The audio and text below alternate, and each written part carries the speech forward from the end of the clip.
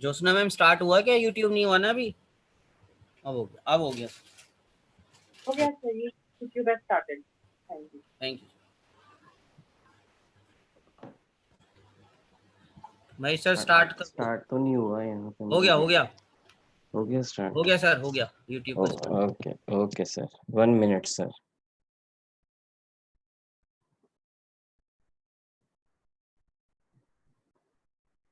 One minute.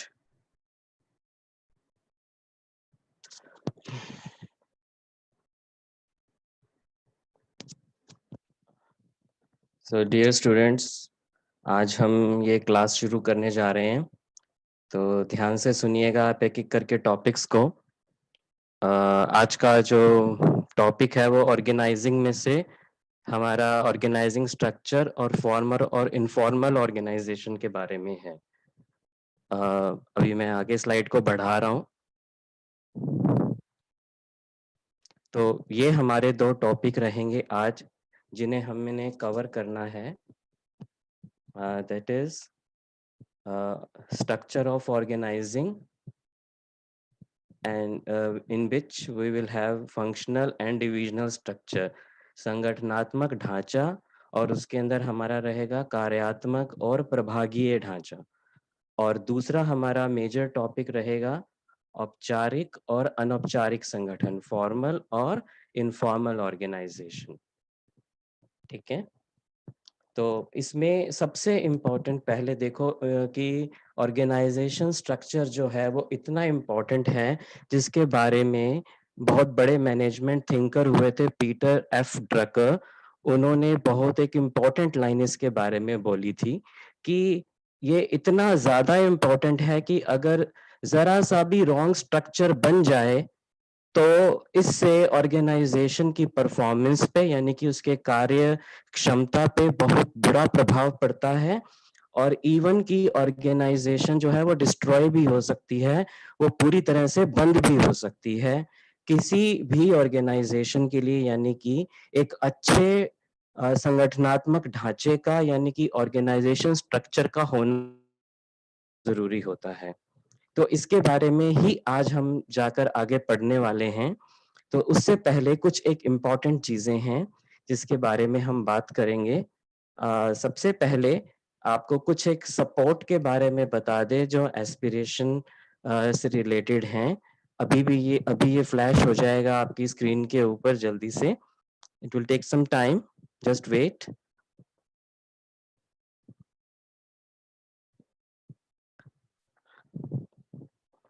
आपको जो website access करनी है ऑनलाइन क्लासेस की सपोर्ट के लिए, वो है aspiration.ai/delhi-support.jsp। और अगर आपको कुछ भी प्रॉब्लम आती है तो आप support school@clef.in पर जा सकते हैं, और अपनी वहां पर कोई भी क्वेरी, कोई भी समस्या जो आती है वो ईमेल पर छोड़ सकते हैं, और टेक्निकल टीम जो है बैकग्राउंड में बैठी आपकी सपोर्ट के लिए और आपकी समस्याओं के समाधान के लिए हमेशा बैठी हुई है। तो आप इस चीज का ध्यान रखिएगा, ये जरूर नोट करके रख लीजिए सभी बच्चे, क्योंकि चैट बॉक्स में हम देखते हैं जब हम आपकी क्वेरीज का जवाब दे रहे होते हैं तो बच्चों को ये बहुत सारी प्रॉब्लम्स आ रही होती हैं कि मेरा एस्पिरेशन पे अकाउंट नहीं खुल रहा है, मुझे बहुत दिक्कत आ रही है।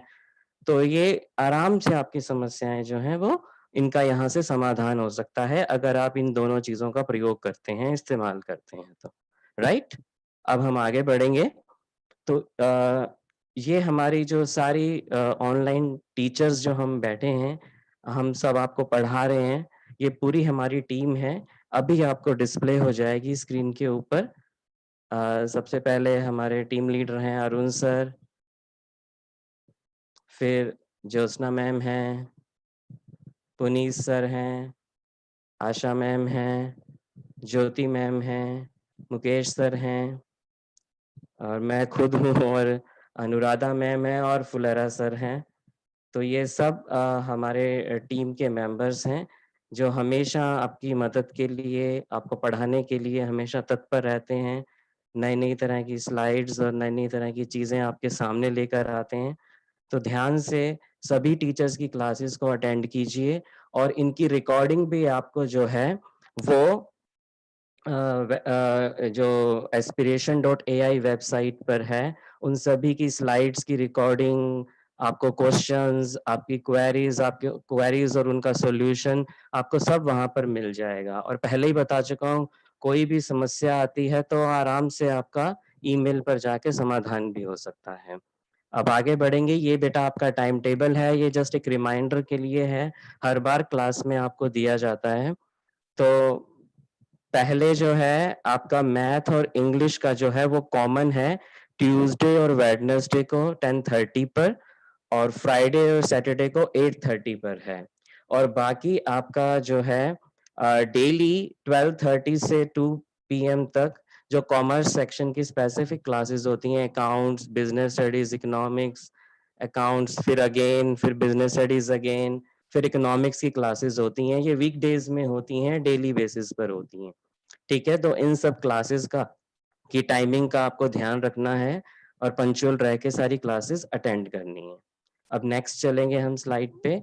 तो ये आपको थोड़ा एस्पिरेशन .ai पर कैसे आपको जाना है, वहाँ क्या-क्या आपको फैसिलिटीज मिल सकती हैं, वो सब यहाँ पर दे रखा है। सबसे पहले आपको आपका टाइम टेबल वहाँ मिल जाएगा, फिर सारे रिकॉर्डेड सेशंस आपको वहाँ पर मिल जाएंगे, आपको सारी होम असाइनमेंट्स वहाँ पर विजिबल होंगी, सब कुछ आपको aspiration.ai पर दिखने लगेगा। उसके बाद आप चाहो तो कभी भी अपने डाउट्स जो हैं वो छोड़ सकते हो और बाद में जब जाकर आप उन डाउट्स को देखोगे, एक्सेस करोगे तो आपको वहाँ पर आपके सॉल्यूशन भी मिल जाएँगे। आपको सबमिट डाउट्स पर जाके अपना ये करना है क्योंकि डाउट्स बहुत सारे रह जाते हैं और हम भी टाइमली उनको ले नहीं पाते हैं। अब आगे बढ़ेंगे बेटा, तो अब हम बात करेंगे और आपको ईमेल तो बता ही दी थी, फिर से मैं रिपीट कर देता हूँ supports@school@clef.in। अब इसके बाद हम ये देखेंगे कि लास्ट क्लास में ज्योति मैडम ने कौन-कौन से टॉपिक कवर किए थे, तो उसका जस्ट एक क्विक रिमाइंडर मैं देना चाहता हूँ, उसी से ही हम आगे जाकर आगे बढ़ेंगे। तो पहले उन्होंने लिया था meaning and concept of organising, फिर उसके बाद उन्होंने लिया था प्रोसेस ऑफ ऑर्गेनाइजिंग, पूरा 4 स्टेप्स का प्रोसेस आपको बताया गया होगा। उसके बाद इम्पोर्टेंस ऑफ ऑर्गेनाइजिंग और आपको फिर मैम ने इंट्रोडक्शन दी थी थोड़ी बहुत ऑर्गेनाइजेशन स्ट्रक्चर की। उसी को ही हम आगे चल के जो है अब पूरी डिटेल में करने वाले हैं। तो अभी हम शुरू करते हैं। Let's understand the organising structure. तो हम आओ बच्चों, संगठनात्मक ढांचे को थोड़ा समझने की कोशिश करते हैं। It will be visible in your screen in a while. थोड़े समय में अभी आपकी स्क्रीन पर आ जाएगा बच्चों। देखिए, तो चलते हैं आगे, अब संगठनात्मक ढांचे को समझने की कोशिश करते हैं। तो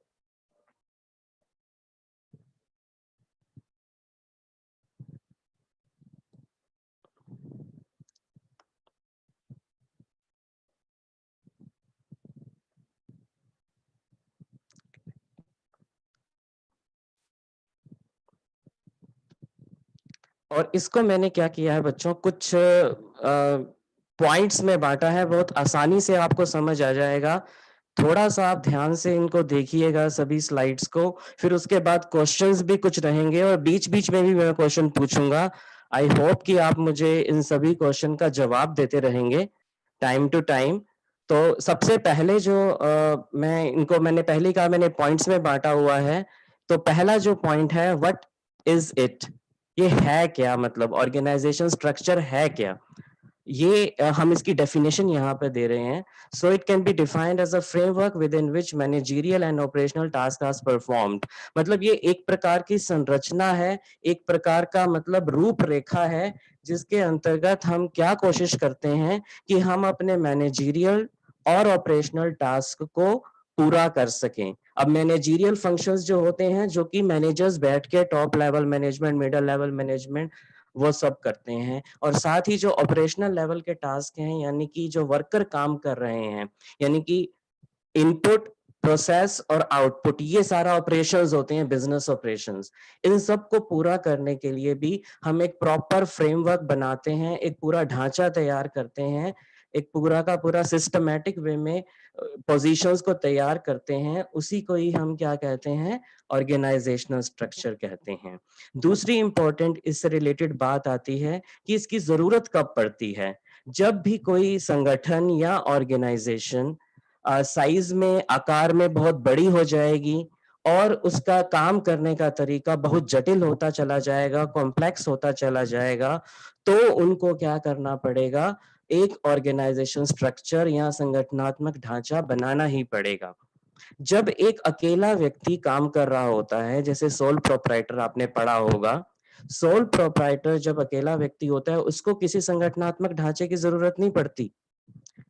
जरूरत किसको पड़ती है संगठनात्मक ढांचे की? जब संस्था का आकार बड़ा होने लगता है, तब इसकी आवश्यकता पड़ती है। यानी कि 2 लोग जुड़ते हैं, 4 लोग जुड़ते हैं, आप कंपनी फॉर्म ऑफ बिजनेस में चले जाते हो, पार्टनरशिप बना लेते हो। जैसे जैसे व्यवसाय बढ़ता चला जाता है, काम भी बढ़ता चला जाता है, प्रॉब्लम्स उसमें खड़ी होने लगती हैं, तो उन्हीं प्रॉब्लम्स की सॉल्यूशन के लिए हम एक स्ट्रक्चर बनाते हैं, एक संरचना बनाते हैं, जिसे ऑर्गेनाइजेशनल स्ट्रक्चर कहा जाता है। ठीक है, अब हम आगे बढ़ेंगे। इसी में ही आगे और भी बहुत सारी इंपॉर्टेंट बातें हैं, उनको समझने की कोशिश करेंगे।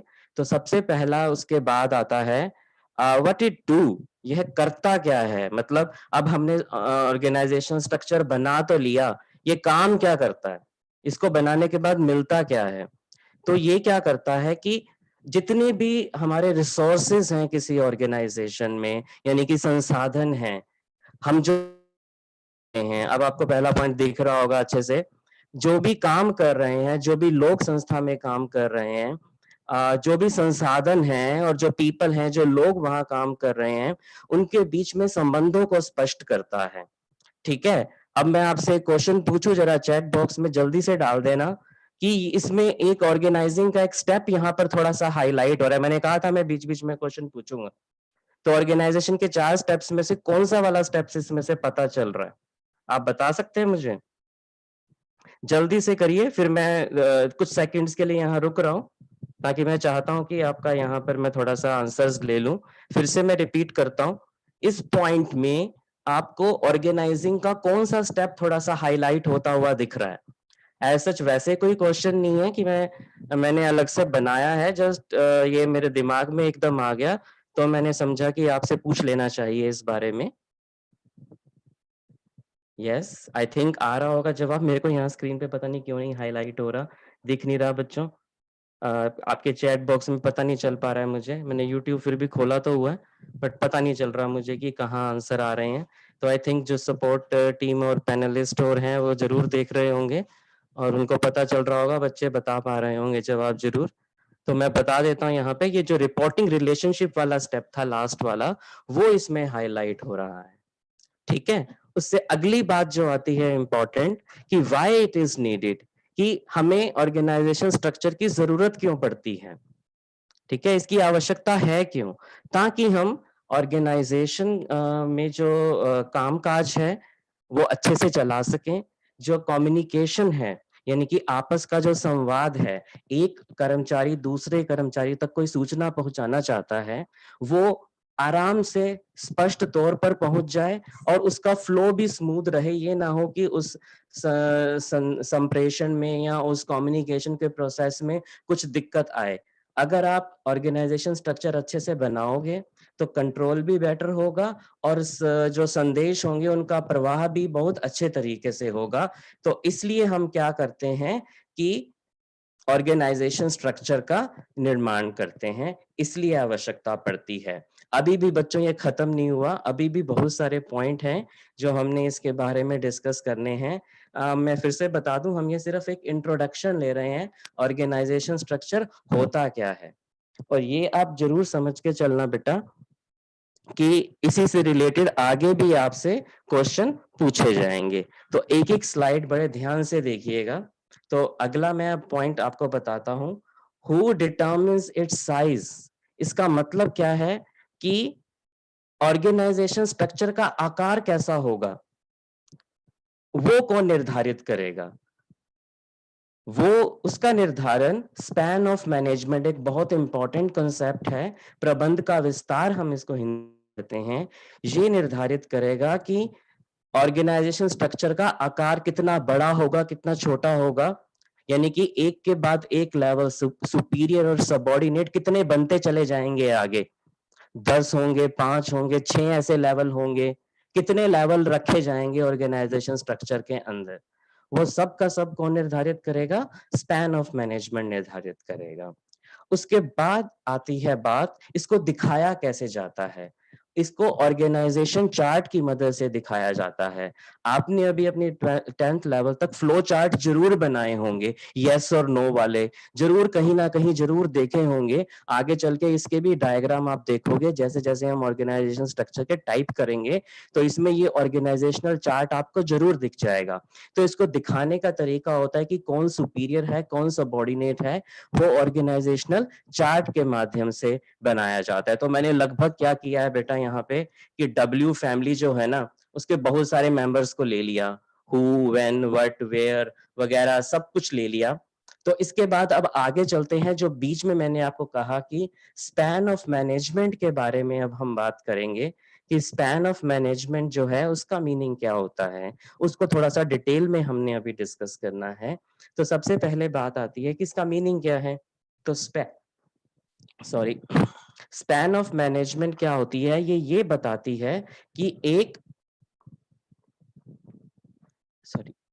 स्पैन ऑफ मैनेजमेंट हमें ये बताती है कि एक जो सुपीरियर है, यानी कि एक जो टॉप लेवल मैनेजमेंट पर बैठा हुआ व्यक्ति है, या जो एक मैनेजर कह लो, आप टॉप लेवल मैनेजमेंट भी मत बोलो, कि एक जो मैनेजर है उसके अंडर जो है या उसके अंतर्गत जो है वो कितने सबऑर्डिनेट या अधीनस्थ उसके अंडर काम करेंगे, और फिर उसके नीचे कितने होंगे, और फिर उसके नीचे कितने होंगे, ये इस प्रकार से जो चेन है वो चलती रहेगी। तो ये स्पैन ऑफ मैनेजमेंट यानी कि कुल मिला के ये डिटर्मिन करती है, इसका निर्धारण करती है कि एक प्रबंधक के अंतर्गत कितने अधीनस्थ या सबऑर्डिनेट काम कर सकते हैं। ठीक है, इसके बारे में अलग अलग रिसर्चेस हुई हैं, अलग अलग तरह का अनुसंधान हुआ है, वो बहुत ज्यादा डिटेल है तो हम वो यहाँ डिस्कस नहीं करेंगे। मेनली हमें इस कंसेप्ट को समझना है, और इसी से ये पता चल जाता है। देखो अब ये बात की ना हमने कि एक मैनेजर है, उसके नीचे और सबऑर्डिनेट हैं, फिर उन सबऑर्डिनेट्स के नीचे और कितने सबऑर्डिनेट हैं, तो इसका निर्धारण करने वाला जो बात है, कंसेप्ट है, वही स्पैन ऑफ मैनेजमेंट है।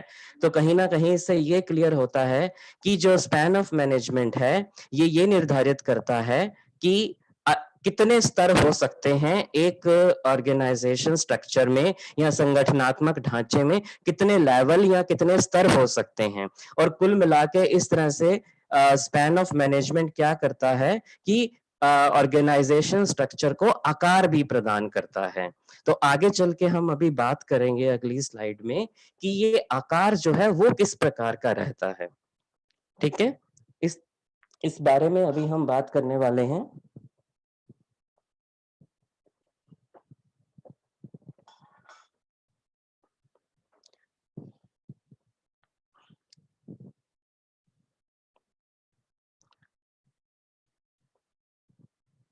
ओके बच्चों, तो अभी मैंने आपको बताया कि ये स्पैन ऑफ मैनेजमेंट क्या करता है कि प्रबंध के जो जो सॉरी संगठन के जो ढांचे हैं उसको एक आकार प्रदान करता है। यहाँ मैंने आप देख रहे होंगे कि दो डायग्राम बनाए हैं। ठीक है, एक टॉल स्ट्रक्चर लिया है और एक फ्लैट स्ट्रक्चर लिया है। टॉल मतलब लंबा स्ट्रक्चर, जिसमें क्या किया गया है, ये ऐसा स्ट्रक्चर है जिसमें क्या होता है कि एक मैनेजर ये कहता है कि मैं ज्यादा अपने अंतर्गत सबऑर्डिनेट्स को नहीं संभाल पाऊंगा। तो आप यहाँ देख रहे हो कि एक प्रेसिडेंट है, उसके नीचे सिर्फ दो ही हैं मैनेजर्स, और फिर उन मैनेजर्स के अंतर्गत भी आगे दो दो हैं। ठीक है, और फिर उनके आगे भी दो दो हैं। कारण टॉल स्ट्रक्चर बनने का ये बन गया कि एक मैनेजर ने ये कहा, ऐसा प्रबंध रहा कि वो मैनेजर्स ये कहते हैं कि मैं ज्यादा सबॉर्डिनेट्स को या अधीनस्थों को नहीं संभाल पाऊंगा। तो ऐसे में क्या होता जाता है, लेवल्स बहुत सारे बन जाते हैं और एक टॉल स्ट्रक्चर या एक लंबा स्ट्रक्चर बन के तैयार हो जाता है। बल्कि जहां पर ऑर्गेनाइजेशन में ये होता है कि मैनेजर्स ये कहते हैं कि मैं बहुत सारे सबॉर्डिनेट्स को अपने अंतर्गत संभाल लूंगा, उनको कंट्रोल कर लूंगा, उनका नियंत्रण कर लूंगा, तो वहां पर एक फ्लैट स्ट्रक्चर बन के आता है। ठीक है, आप ये देख रहे होंगे दूसरे डायग्राम में कि एक प्रेसिडेंट है और उसके नीचे जो है 6 सबॉर्डिनेट लिए गए हैं। तो कितने सारे सबॉर्डिनेट्स को एक प्रेसिडेंट संभाल पा रहा है, और हर एक सबॉर्डिनेट अपने अंतर्गत फिर आगे 4 लोगों को कंट्रोल कर पा रहा है। ठीक है, तो इस तरह से ये एक फ्लैट स्ट्रक्चर बन गया। इसमें लेवल बहुत ज्यादा नहीं होंगे, लोग लगभग उतने ही होंगे, बट लेवल इतने ज्यादा नहीं बनेंगे, तो एक फ्लैट सीधा स्ट्रक्चर बन जाएगा। एक तरह से हॉरिजॉन्टल और वर्टिकल वाली बात है।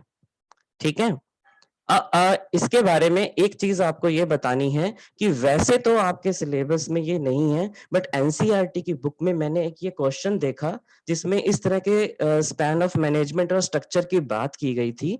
तो इसलिए मैंने थोड़ा सा ये आपके साथ डिस्कस किया है, क्योंकि एनसीईआरटी की एक्सरसाइज में इस रिलेटेड एक क्वेश्चन है, राइट।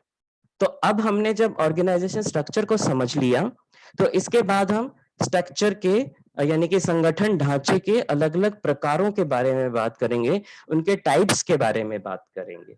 ठीक है, तो सबसे पहला जो स्ट्रक्चर है, अभी आपके सामने डायग्राम आ गया बेटा, ऐसा ही होता है, फ्लो चार्ट बना हुआ जैसे ये बना हुआ है, तो ये ऑर्गेनाइजेशनल चार्ट भी ऐसे ही होता है, पीछे टॉल और फ्लैट में भी आपने देख लिया। ठीक है, आगे देखेंगे कि ये किस तरह का होता है संगठनात्मक ढांचा। इसमें 2 तरह के हमने प्रकार लिए हैं, एक है फंक्शनल स्ट्रक्चर और दूसरा है डिविजनल स्ट्रक्चर, कार्यात्मक ढांचा और प्रभागीय ढांचा। ठीक है, अब यहाँ पे विभाग और प्रभाग के बारे में बड़े अच्छे से आप समझ लेना। मैं आगे बढ़ जाऊंगा और मेरा अनुरोध है अपने को पैनलिस्ट से, बच्चे अगर सवाल पूछेंगे जरूर तो आप उनको जरूर जवाब दीजिएगा। ठीक है, ओके। नेक्स्ट, अब थोड़ा सा हम इसके बारे में बात करेंगे कि अलग अलग कंपनियों के जो स्ट्रक्चर होते हैं बने हुए, वो किस तरह से होते हैं। ये बेटा, जो हर एक अच्छी कंपनी होती है, ये अपना एक ऑर्गेनाइजेशनल चार्ट या ऑर्गेनाइजेशन स्ट्रक्चर बाकायदा बहुत सोच समझ के तैयार करती है, उसका पूरा एक आउटलाइन तैयार की जाती है, और साथ ही साथ ये हर एक लेवल पर मैनेजर्स के साथ शेयर की जाती है, बांटी जाती है। ये बताया जाता है कि ये हमारा ऑर्गेनाइजेशनल स्ट्रक्चर है और हर एक का रोल, मतलब क्या क्या उन्हें भूमिकाएं निभानी है, क्या क्या काम करने हैं, इस ऑर्गेनाइजेशनल स्ट्रक्चर से बहुत हद तक क्लियर हो जाते हैं। तो मैंने इसकी हेडिंग ही रखी है बेटा, एक्सप्लोर करो, आओ स्वयं जाने। मैंने यहाँ पर 2 जो है पब्लिक सेक्टर की कंपनीज का ऑर्गेनाइजेशनल चार्ट लिया है। एक ओएनजीसी है। अब मुझे जल्दी से यहाँ पर भी एक जीके का क्वेश्चन कह लो, चाहे जो भी मर्जी कह लो, ओएनजीसी की बच्चों को फुल फॉर्म बता दे जल्दी से, चैट बॉक्स में छोड़ो, टीचर्स विल करेक्ट यू कि आपने मतलब सही बताया है कि गलत बताया है। ये भी आपको पता होना चाहिए अलग अलग कंपनियों के बारे में। और दूसरा मैंने स्ट्रक्चर लिया है प्रसार भारती का। ये बकायदा उन कंपनीज ने बनाया हुआ है और अपनी वेबसाइट्स पर इसको अपलोड किया हुआ है, ताकि हर कोई कंपनी के साथ, चाहे वो आंतरिक उनका कर्मचारी हो, चाहे बाहरी व्यक्ति हो, वो ये समझ जाए कि ओवरऑल जो है हमारी संस्था का या हमारे संगठन का ढांचा है क्या, कौन टॉप पोजीशन पर है, कौन नीचे है, कौन सबॉर्डिनेट है, और कितने लेवल हैं, किनसे बात करनी है, क्या करना है। यानी कि आपको बहुत कुछ इतना सा देखने भर से ही किसी संस्था के बारे में या किसी संगठन के बारे में पता चल जाएगा। अब मैंने इसका नाम आओ स्वयं खोजे क्यों रखा है, ताकि बच्चे आप भी इसके बाद वेबसाइट्स अलग अलग कंपनीज की खोलें और उसके अंदर उनका ऑर्गेनाइजेशन स्ट्रक्चर देखें। आपको अलग अलग तरह का ऑर्गेनाइजेशन स्ट्रक्चर जानने का, एक्सप्लोर करने का एक मौका मिलेगा। ठीक है, तो अभी नेक्स्ट स्लाइड पे हम चलते हैं।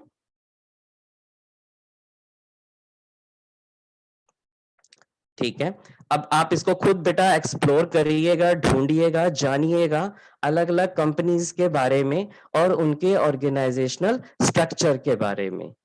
आपके यहाँ पर यूट्यूब में थोड़ा सा बेटा पहुंचने में थोड़ा सा टाइम लगता है, it will take some time.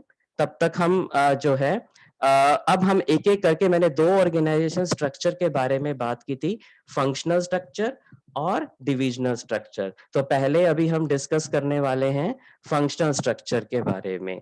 तो इसके बारे में अब आपके सामने स्लाइड आ चुकी है। तो देखिए, सबसे पहले ऑर्गेनाइजेशन स्ट्रक्चर क्या होता है कि इसमें हम क्या करते हैं, कार्य के आधार पर, यानी कि on the basis of function या वर्क परफॉर्म्ड, मतलब जिस जिस तरह से आपके अधीनस्थ या सबऑर्डिनेट काम को परफॉर्म करते हैं, काम को करते हैं, उन कार्यों के आधार पे जब आप संगठनात्मक ढांचे को बांट देते हो, तो उसे हम क्या कहते हैं, फंक्शनल स्ट्रक्चर कहते हैं। ठीक है। और यहां पर इसका एक बड़ी इंपॉर्टेंट बात है कि on the basis of functions performed, ये की वर्ड है बेटा, ध्यान रखना, कहीं पर भी आ जाए तो इसको अच्छे से समझ के चलना है आपको। ठीक है।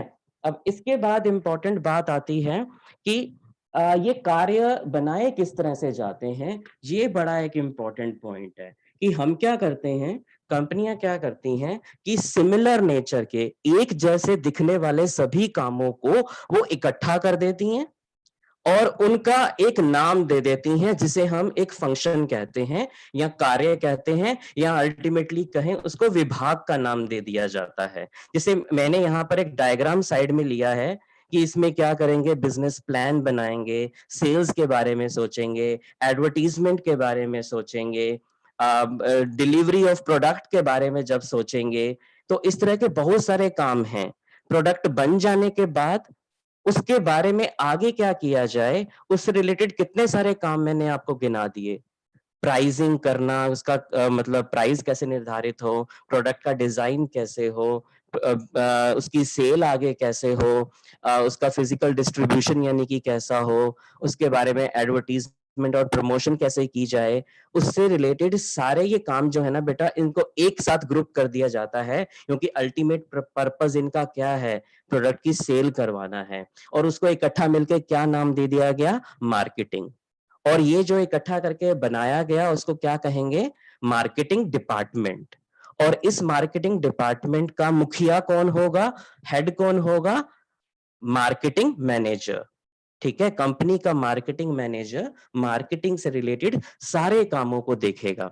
अब मेरा यहां पर फिर से एक सवाल है कि ऑर्गेनाइजेशनल स्ट्रक्चर में आपने एक स्टेप पढ़ा था जो इसी पॉइंट से रिलेटेड है, इसी चित्र से रिलेटेड है कह लें तो, या जो ये सेकंड पॉइंट डिस्कस किया गया है उसी से रिलेटेड है। वो स्टेप मुझे आप बता दीजिए, चैट बॉक्स में छोड़ देंगे आप जवाब, और बच्चे आप जवाब दो, देखो टीचर्स आपको करेक्ट करेंगे अगर आपका गलत हुआ तो।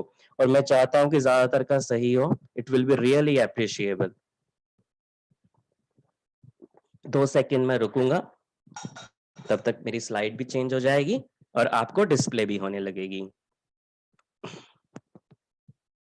जल्दी से जवाब आने शुरू हो जाएंगे। आई थिंक मैं देख नहीं पा रहा हूं, मुझे समझ नहीं आ रहा है इसकी सेकंड क्या है बेटा।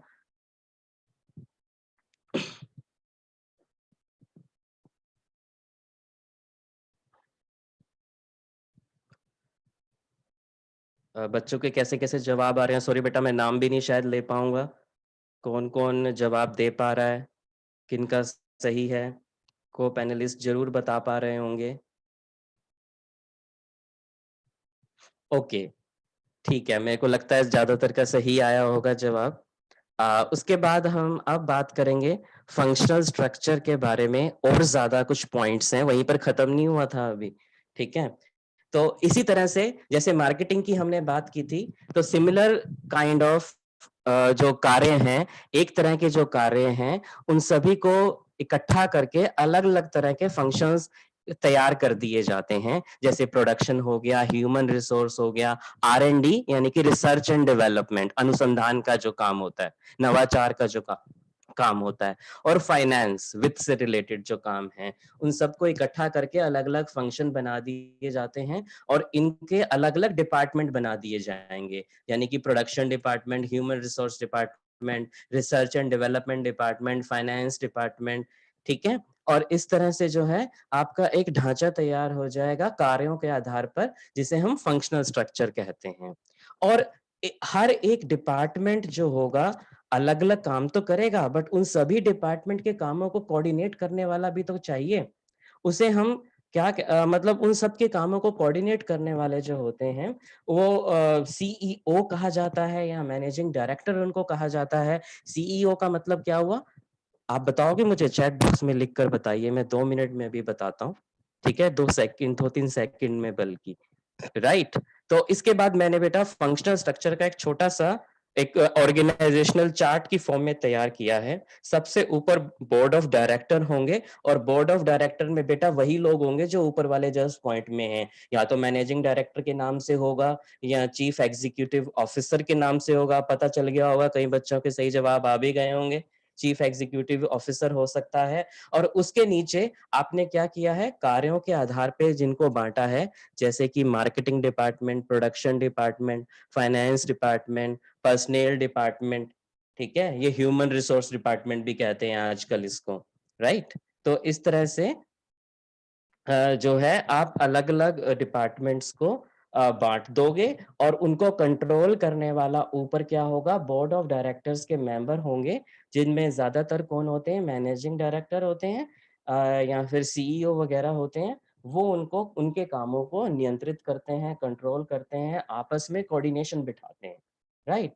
अब इसके बाद हम फंक्शनल स्ट्रक्चर की एडवांटेजेस और डिसएडवांटेजेस के बारे में बात करेंगे, ठीक है? तो अगले स्लाइड पे चलते हैं। कुछ ही सेकंड में बेटा आपको डिस्प्ले हो जाएगा अभी ये। तो एडवांटेजेस क्या हैं? सबसे पहले ये क्या करता है, इसमें बड़ा इम्पोर्टेंट एक कीवर्ड है बेटा, उसका ध्यान रखना। मैंने पहले कहा है सभी स्लाइड्स को ध्यान से देखिएगा बच्चों, क्योंकि इससे रिलेटेड फिर आगे सब क्वेश्चन आने वाले हैं।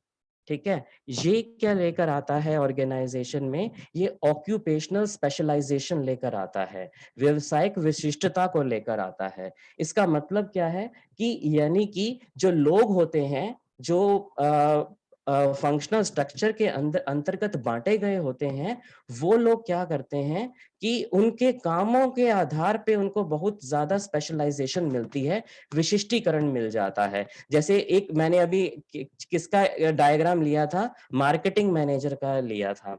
तो मार्केटिंग मैनेजर क्या होगा, अपने काम में पूरी तरह से कुशल होगा। वो मार्केटिंग के ऑक्यूपेशन में स्पेशलिस्ट बन जाएगा। उसको मार्केटिंग के बारे में हर चीज पता होगी, हर चीज का ज्ञान होगा। ठीक है? इसलिए मार्केटिंग का फंक्शन उस कंपनी में सोचो बहुत अच्छी तरह से परफॉर्म हो पा रहा होगा, राइट? तो ये एडवांटेज एक फंक्शनल स्ट्रक्चर वाली ऑर्गेनाइजेशन को मिलती है। ठीक है? अगला क्या आता है कि एक ही तरह का काम करने के कारण एक पर्टिकुलर डिपार्टमेंट के अंदर, यहां पर एक बहुत इंपॉर्टेंट वर्ड है बेटा, विद इन द डिपार्टमेंट, एक ही डिपार्टमेंट के अंदर जो है वो कंट्रोल और कोऑर्डिनेशन बड़ी आसानी से हो जाता है। यानी कि मैं कहूं फिर से वही कि मार्केटिंग डिपार्टमेंट है, तो मार्केटिंग के डिपार्टमेंट के अंदर जो सेल का काम हो रहा है, जो एडवर्टीजमेंट का काम हो रहा है, जो प्राइसिंग का काम हो रहा है या प्रोडक्ट डेवलपमेंट का काम हो रहा है, उनको करने वाले के लोगों के बीच में आपस में कोऑर्डिनेशन बड़े अच्छे से स्थापित हो जाता है, क्योंकि काम का नेचर जो है वो एक जैसा है। रीजन इसके पीछे ये है, रीजन भी आपको हर चीज का पता होना चाहिए, राइट? उसके बाद क्या है कि इसमें क्या होता है कि मैनेजरियल और ऑपरेशनल एफिशिएंसी इंक्रीज होती है, क्योंकि रीजन फिर से वही आ जाता है कि एक ही जैसा काम कर रहे होते हैं ना डिपार्टमेंट के अंतर्गत। तो डिपार्टमेंटल जो है हर एक जो विभाग है या डिपार्टमेंट है, उसको उसको प्रबंध करने में कुशलता मिलती है और उसको ऑपरेट करने में, यानी कि उस डिपार्टमेंट को चलाने में जो डिपार्टमेंटल हेड होते हैं वो बेस्ट हो जाते हैं, अपनी पूरी एफिशिएंसी के साथ काम करते हैं और अल्टीमेटली इससे पूरी जो ऑर्गेनाइजेशन है उसको फायदा मिलता है। ठीक है? अभी हम आगे चलेंगे अगली स्लाइड में, उसमें और इसके कुछ एडवांटेजेस हैं, उसके बारे में भी बात करेंगे। सबसे इंपॉर्टेंट इसमें जो अगला आ रहा है कि इसमें जो है, जो डुप्लीकेशन ऑफ एफर्ट्स हैं वो नहीं होते हैं। Let the slide come up, आने दो स्लाइड को बेटा आपके पास यूट्यूब पे, then we will discuss in detail. और मैं बार बार आपको कह रहा हूँ कीवर्ड्स पे बेटा आप ध्यान रखिए जरूर। Let the questions come in a while, थोड़े समय में भी आ जाएंगे क्वेश्चन। यस, तो आ गया। तो it leads to minimal duplication of efforts, और इससे क्या होगा, अल्टीमेटली कॉस्ट कम आएगी और बचतें होंगी, हमारी सेविंग्स होंगी। अब बात यहाँ पर आती है कि मिनिमम डुप्लीकेशन ऑफ एफर्ट्स, इसका क्या मतलब है? यानी कि यहाँ पर ये मतलब है कि एक ही काम बार बार रिपीट नहीं हो रहा होगा, क्योंकि आपने पहले से ही क्या किया, पूरे ऑर्गेनाइजेशन को कार्य के आधार पर ही बांट दिया। तो मार्केटिंग का काम एक बार ही होगा बेटा, प्रोडक्शन का काम एक बार ही होगा, वो रिपीटेड नहीं होगा, वो डुप्लीकेसी उसमें नहीं होगी, वो पुनरावृत्ति उसके अंदर नहीं होगी। ठीक है, रिसर्च एंड डेवलपमेंट का काम भी एक ही डिपार्टमेंट कर रहा होगा, 2-3 डिपार्टमेंट नहीं कर रहे होंगे अलग अलग। ठीक है, इससे ऑब्वियसली कॉस्ट कम आएगी और आपको जो है सेविंग्स होंगी, बचतें मिलेंगी। ठीक है, नेक्स्ट जो इसमें पॉइंट आता है कि इसमें ट्रेनिंग ऑफ एम्प्लॉइज जो होता है वो आसान हो जाता है। अब ये क्यों होता है? इसके पीछे रीजन ये है कि आपको एक लिमिटेड स्किल सीखने हैं, आपको सब कुछ नहीं सीखना है। ठीक है, कैसे? इसका रीजन आपको बताता हूं बेटा, क्योंकि आपको जो मान लीजिए मार्केटिंग डिपार्टमेंट है, तो मार्केटिंग डिपार्टमेंट के हेड को क्या सीखना है? सिर्फ मार्केटिंग का काम तो सीखना है, उसको प्रोडक्शन का काम नहीं देखना है, उसको फाइनेंस का काम नहीं देखना है।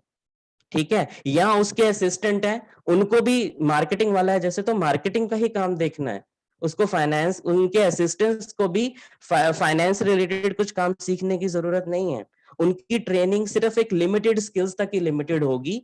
तो जैसे मार्केटिंग वाला है तो वो और मार्केटिंग डिपार्टमेंट का हेड और उसके जितने नीचे सबऑर्डिनेट काम करने वाले हैं, they will learn the skills related to marketing only. वो मार्केटिंग से रिलेटेड ही स्किल्स सीखेंगे, कामों का प्रशिक्षण लेंगे, ट्रेनिंग लेंगे, उसके अलावा और नहीं लेंगे। तो इसलिए ट्रेनिंग करवाना बहुत आसान हो जाता है और छोटी सी ट्रेनिंग होती है, काम जल्दी स्टार्ट भी हो जाता है। ठीक है, अच्छा, उसके बाद ये है कि उसके बाद जो मेन इंपॉर्टेंस जो है या एडवांटेज है फंक्शनल स्ट्रक्चर की, कि ये फंक्शनल स्ट्रक्चर ये भी सुनिश्चित करता है या इंश्योर करता है कि हर एक फंक्शन को पूरा ध्यान दिया जाए, क्योंकि एक काम जो है वो फोकस्ड हो जाएगा अपने ऊपर, कि मार्केटिंग का काम है तो मार्केटिंग का काम ही किया जाएगा, प्रोडक्शन डिपार्टमेंट है तो बेटा उसमें प्रोडक्शन का ही काम हो रहा होगा और कोई काम उसमें नहीं हो रहा होगा। ठीक है, तो हर एक डिपार्टमेंट को अपना ड्यू फोकस, अपना सब कुछ जो है ऊपर जो बैठे होते हैं, सुपीरियर बैठे होते हैं, वो जो हैं अलग अलग विभागों के कामों को अच्छे प्रकार से देख पाते हैं कि क्या काम हो रहा है, कितना हो रहा है, कितना नहीं हो पा रहा है। ठीक है, और इससे रिस्पॉन्सिबिलिटी भी फिक्स की जा सकती है और ऑर्गेनाइजेशन को ओवरऑल इससे क्या होता है, बेनिफिट होता है। तो आई होप कि आपको एडवांटेजेस के सारे पॉइंट आपने ध्यान से सुने होंगे। अभी जब रिवीजन होगी क्वेश्चंस के थ्रू, तब आपको पता चल जाएगा। अब ये नहीं होता कि हर चीज के फायदे ही हो बेटा, डिसएडवांटेजेस भी होते हैं, नुकसान भी होते हैं कई चीजों के। तो सबसे पहला जो नुकसान है फंक्शनल स्ट्रक्चर का, वो ये होता है कि इसके अंतर्गत क्या होता है कि फंक्शनल एम्पायर खड़े हो जाते हैं। एक बहुत ही इंपॉर्टेंट की वर्ड है इसके अंदर, क्रिएशन ऑफ फंक्शनल एम्पायर, यानी कि फंक्शनल स्ट्रक्चर के अंदर कार्यात्मक साम्राज्य बनने लगते हैं। इसलिए ऐसा होता है क्योंकि कई बार एक डिपार्टमेंट जो है वो कई बार बहुत ज्यादा अच्छा परफॉर्म करने लगता है, बहुत अच्छी परफॉर्मेंस हो जाती है, तो वो ये समझता है कि सारा कुछ मुझे मिले, मेरा सारे काम पूरे हो जाएं और बाकी जो विभाग हैं, बाकी जो डिपार्टमेंट्स हैं, उनके बारे में वो नहीं सोचता। और अल्टीमेटली क्या होता है, एक डिपार्टमेंट के पर्पस तो सॉल्व होते रहते हैं, बट ओवरऑल ऑर्गेनाइजेशन के पर्पस, ओवरऑल ऑर्गेनाइजेशन के गोल्स पर ध्यान बिल्कुल नहीं दिया जाता। तो इससे क्या होता है, अल्टीमेटली लेटर ऑन जाके, बाद में जाकर क्या होगा, पूरी ऑर्गेनाइजेशन को भी इसका नुकसान होगा। So remember the keyword, it creates functional empire. Functional structure क्या करता है, कार्यात्मक ढांचा क्या करता है, कार्यात्मक साम्राज्यों का निर्माण करता है, जिससे पूरी ऑर्गेनाइजेशन को ही नुकसान होने लगता है। राइट, दूसरी जो कमी है इसके अंदर वो क्या है कि इससे समन्वय की समस्या आती है। समन्वय की समस्या मतलब कोऑर्डिनेशन की प्रॉब्लम भी आने लगती है। अब मैं आपको जरा नीचे एक जो मैंने डायग्राम लिया है छोटा सा, उसके बारे में बताता हूं। उसको थोड़ा एक्सप्लेन करता हूं, फिर उसके थ्रू इस पॉइंट को बताता हूं। एक तरफ मार्केटिंग डिपार्टमेंट का हेड है और दूसरी तरफ जो है वो फाइनेंस डिपार्टमेंट का हेड है। मार्केटिंग डिपार्टमेंट का हेड ये कहता है कि प्रोडक्ट का डिजाइन बहुत बढ़िया बनना चाहिए, उसका लेआउट, उसके जो बाहरी कवच है यानी कि बाहरी जो दिखावा है उस प्रोडक्ट का वो बहुत बढ़िया बनना चाहिए, तभी प्रोडक्ट जो है वो बहुत अच्छे से बिकेगा और कस्टमर्स को पसंद भी आएगा। पर फाइनेंस डिपार्टमेंट ये कहता है भाई इतना सब करने के लिए पैसा कहाँ पर है, वेयर इज द मनी, क्योंकि फाइनेंस डिपार्टमेंट का सारा ध्यान किस तरफ होगा, फाइनेंसिस की तरफ होगा। बिजनेस के अंदर जितना पैसा है, मनी की अवेलेबिलिटी है, उसके आधार पर होगा। अब इसी वजह से आपस में दो डिपार्टमेंट्स के बीच जो है कोऑर्डिनेशन नहीं बन पाता। इसका मेन रीजन ये होता है कि हर एक डिपार्टमेंट जो होता है ना, वो अपने अपने कामों को लेके बड़ा कॉन्शियस होता है, वो अपने कामों को तो जानते हैं। मार्केटिंग वाला जैसे यहाँ पर बैठा है, वो मार्केटिंग के बारे में सारे काम अच्छे से जानता है, बट फाइनेंस वालों की प्रॉब्लम को नहीं समझ पा रहा है। पर दूसरी तरफ इसी तरह से सेम फाइनेंस वाले के साथ भी है। फाइनेंस वाला हेड क्या है, फाइनेंस डिपार्टमेंट का हेड पैसे, मनी, उसके बारे में तो अच्छी तरह से सोच रहा है, बट मार्केटिंग वाले की प्रॉब्लम को अच्छे से नहीं समझ पा रहा है। तो इसलिए जो है आपसी कोऑर्डिनेशन की समस्या खड़ी होती है और अल्टीमेटली इससे क्या होगा, फिर ओवरऑल ही ऑर्गेनाइजेशन को नुकसान होगा। राइट? अभी ये बात यहाँ खत्म नहीं है, देयर आर मोर डिसएडवांटेजेस, अभी और भी कुछ कमियां बाकी हैं। ठीक है, तो पहले वाले जो हमने किया उसमें 2 की पॉइंट ध्यान रखना, क्रिएशन ऑफ फंक्शनल एम्पायर्स और कोऑर्डिनेशन की कमी। ठीक है, अब अगले पॉइंट पर चलते हैं हम कि कॉन्फ्लिक्ट ऑफ इंटरेस्ट पैदा हो जाता है डिपार्टमेंट्स के बीच में। ठीक है, जब आप, और इसका कारण सबसे बड़ा क्या होता है, लेट द स्लाइड कम, मेरे ख्याल से अभी चेंज नहीं हुआ है, यस हो गया। ठीक है, तो इसमें क्या होता है कि जो अलग अलग डिपार्टमेंटल हेड्स हैं, किसकी क्या रिस्पॉन्सिबिलिटी है उसको क्लियर नहीं किया जाता। तो उसकी वजह से कभी कभी क्या होता है कि दो विभागों के बीच में आपसी टकराव शुरू हो जाते हैं, कॉन्फ्लिक्ट ऑफ इंटरेस्ट पैदा हो जाता है। ठीक है, इसकी वजह से क्या होता है कि वो जो है आपस में ही लड़ना शुरू कर देते हैं बजाय कि ओवरऑल ऑर्गेनाइजेशन के बारे में सोचने के। तो यहाँ पर कीवर्ड इंपॉर्टेंट क्या आ गया, creation of conflict of interest, हितों का टकराव उत्पन्न हो जाना। ठीक है, फंक्शनल स्ट्रक्चर के अंदर बड़े ध्यान से इस पॉइंट को समझ के चलना। नेक्स्ट हमारा आता क्या है कि पॉइंट कि ये क्या है, इनफ्लेक्सिबिलिटी लाता है। अब फंक्शनल स्ट्रक्चर इस तरह से इनफ्लेक्सिबिलिटी लाता है, समझो वही बात, अब मैं मार्केटिंग का नाम ना लूं, मैं किसी और डिपार्टमेंट को पकड़ लेता हूं कि प्रोडक्शन डिपार्टमेंट वाले को अपने प्रोडक्शन रिलेटेड तो सारी एक्टिविटीज आती होंगी, तो वो उतने ही स्किल और नॉलेज अपने पास रखता है। इसके अलावा अगर मान लो किसी दिन उसको किसी और डिपार्टमेंट का काम सौंपा जाए, तो क्या वो अच्छे से कर पाएगा? वो कभी नहीं कर पाएगा, या करेगा भी तो ढंग से नहीं कर पाएगा, यानी कि इससे ऑर्गेनाइजेशन को भी नुकसान हो सकता है। अगर आप किसी एक एक्सपर्ट को दूसरे किसी डिपार्टमेंट में बिठा दोगे या काम करने के लिए बोलोगे। और इसी वजह से ये होता है कि फंक्शनल डिपार्टमेंट के हेड्स जो होते हैं ना, वो टॉप लेवल मैनेजमेंट पोजीशंस पर उन्हें ले जाना बड़ा मुश्किल होता है, क्योंकि टॉप लेवल मैनेजमेंट वालों को ऊपर बैठे तो सारे डिपार्टमेंट्स के बारे में सोचना होता है।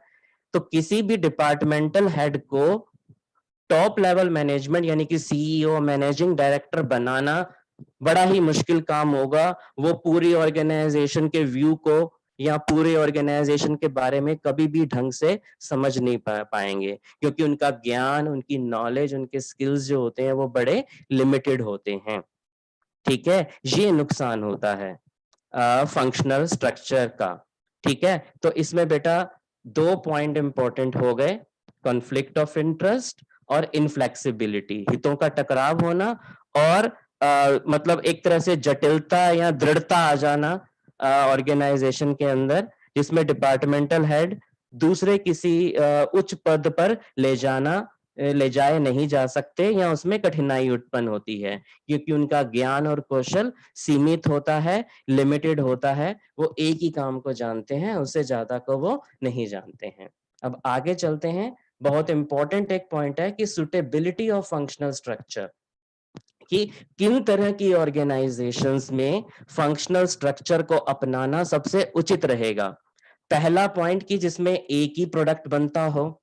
दूसरा पॉइंट, एक ही प्रोडक्ट लाइन, बेटा एक ही प्रोडक्ट नहीं, सॉरी, एक ही प्रोडक्ट लाइन होनी चाहिए, यानी कि एक ही उत्पाद श्रृंखला होनी चाहिए। ठीक है, यानी कि सिमिलर काइंड ऑफ प्रोडक्ट हो तो उन्हें एक ही उत्पाद श्रृंखला या एक ही प्रोडक्ट लाइन का हिस्सा माना जाएगा। ठीक है, यानी कि क्रीम बन रही है, मान लो तो चेहरे पर लगाने वाली क्रीम बन रही है या मॉइस्चराइजिंग क्रीम बन रही है, अलग अलग प्रकार की क्रीम्स बन रही हैं, तो वो एक ही प्रोडक्ट माना जाएगा, अलग अलग क्रीम नहीं, अलग अलग प्रोडक्ट नहीं माना जाएगा। ठीक है, जैसे जैसे संस्था का आकार बढ़ता है, दूसरा इंपॉर्टेंट पॉइंट है। ठीक है, आकार में बड़ी संस्थाएं जो होती हैं वो भी फंक्शनल स्ट्रक्चर को अपनाती हैं। ठीक है, और तीसरा और लास्ट पॉइंट है, जहां पर आपको हाई डिग्री ऑफ स्पेशलाइजेशन चाहिए, यानी कि आपको कामों के अंदर बहुत ही स्पेसिफिक लोग चाहिए, कि एकदम परफेक्ट कोई व्यक्ति चाहिए जो प्रोडक्शन के काम को संभाल ले, एकदम परफेक्ट चाहिए जो रिसर्च एंड डेवलपमेंट के काम को संभाल ले। जब आपका सारा फोकस फंक्शंस पर होगा और उनकी स्पेशलाइजेशन पर होगा, तो ऐसी ऑर्गेनाइजेशन भी क्या अडॉप्ट करेगी, फंक्शनल स्ट्रक्चर को अडॉप्ट करेगी। तो बेटा ये 3 पॉइंट्स हैं, इनका ध्यान रखना। एक ही प्रोडक्ट लाइन वाला, आकार में बड़ी होती संस्था, और जहां पर हाई डिग्री ऑफ स्पेशलाइजेशन, यानी कि उच्च श्रेणी की विशिष्टता चाहिए हो। इन तीनों तरह के केसेस में क्या होगा, कोई भी ऑर्गेनाइजेशन फंक्शनल स्ट्रक्चर को अपनाएगी। अब हम आगे चलेंगे डिविजनल स्ट्रक्चर के ऊपर, इसके बारे में बात करेंगे। तो डिविजनल स्ट्रक्चर क्या होता है, अभी स्लाइड बेटा आ जाएगी आपके सामने 2 सेकंड के अंदर, लेट्स वेट। हाँ, तो डिविजनल स्ट्रक्चर क्या होता है कि इसमें क्या किया जाता है, पूरी ऑर्गेनाइजेशन को विभागों में ना बांट के किस में बांटा जाता है, यूनिट्स में या डिविजन्स में, इकाइयों और प्रभागों में बांट दिया जाता है, और इसी से इसका नाम पड़ जाता है प्रभागीय ढांचा या डिविजनल स्ट्रक्चर। ठीक है, ये बड़ा अच्छे से डिफरेंशिएट कर लीजिएगा, विभाग क्या होता है और प्रभाग क्या होता है। ठीक है, तो आगे चलते हैं, और इसमें क्या किया जाता है, कुछ एक इंपॉर्टेंट पॉइंट्स हैं डिविजनल स्ट्रक्चर के बारे में। डेफिनेशन तो हो गई कि प्रत्येक इकाई का जो प्रबंधक होता है उसको क्या कहते हैं, प्रभागीय प्रबंधक या डिविजनल मैनेजर कहा जाता है उसको, और वो अपनी पूरे प्रभाग या डिवीजन की जो भी परफॉर्मेंस होगी, यानी कि प्रॉफिट लॉस रिवेन्यूज जो भी मिलेंगे, उसके लिए वो पूरी तरह से जिम्मेदार होगा। ठीक है, अच्छा, और एक और बड़ी इंपॉर्टेंट बात है, और आगे भी चल के इसको डिटेल में डिस्कस करेंगे, जब मैं आपको डायग्राम इसका दिखाऊंगा वहां पर ये चीज और विजिबल होगी कि हर एक डिवीजन के अंदर जो है वो फंक्शनल स्ट्रक्चर का होना जरूरी है ही है, यानी कि डिविजनल स्ट्रक्चर के अंदर फंक्शनल स्ट्रक्चर मौजूद होगा ही होगा। इसका कारण क्या है कि एक डिवीजन अपने आप में एक पूर्ण इकाई होती है, पूरी तरह से एक यूनिट होती है, और हर एक यूनिट के अपने अपने फंक्शन होते हैं और फंक्शनल हेड्स होते हैं। जैसे प्रोडक्शन, मार्केटिंग, फाइनेंस, परचेज वगैरह का काम एक डिवीजन में अलग तरीके से होगा, दूसरी डिवीजन में अलग तरीके से होगा, तीसरी डिवीजन में अलग तरीके से होगा। So every division in the divisional structure has a functional structure imbibed in it. कहने का क्या मतलब, फिर से मैं रिपीट कर देता हूं कि हर एक प्रभागीय ढांचे में जो प्रभाग होंगे या यूनिट्स होंगी या इकाइयां होंगी, उनके अंतर्गत विभागीय ढांचा या फंक्शनल स्ट्रक्चर होना जरूरी है ही है। ठीक है, इसी को आगे जो स्लाइड आ रही है बेटा, उसमें आप डायग्राम के थ्रू देखना, मैं डायग्राम में आपको समझाऊंगा ये वाला पॉइंट बड़े अच्छे से। Let's the slide come, 2 minute का वेट करते हैं। ओके, आ गई। हर एक डिवीजन जो होती है बेटा, वो अपने आप में सेल्फ कंटेन्ड होती है या आत्म संयमित होती है।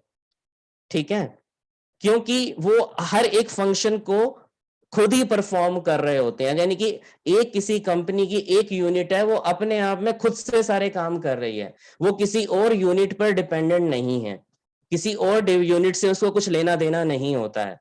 वो अपने आप में एक सेपरेट होती है, फुल्ली कंटेन्ड होती है, सेल्फ सस्टेन्ड होती है, यू कैन से वो खुद से अपना काम पूरा कर सकते हैं, कहने का ये मतलब है।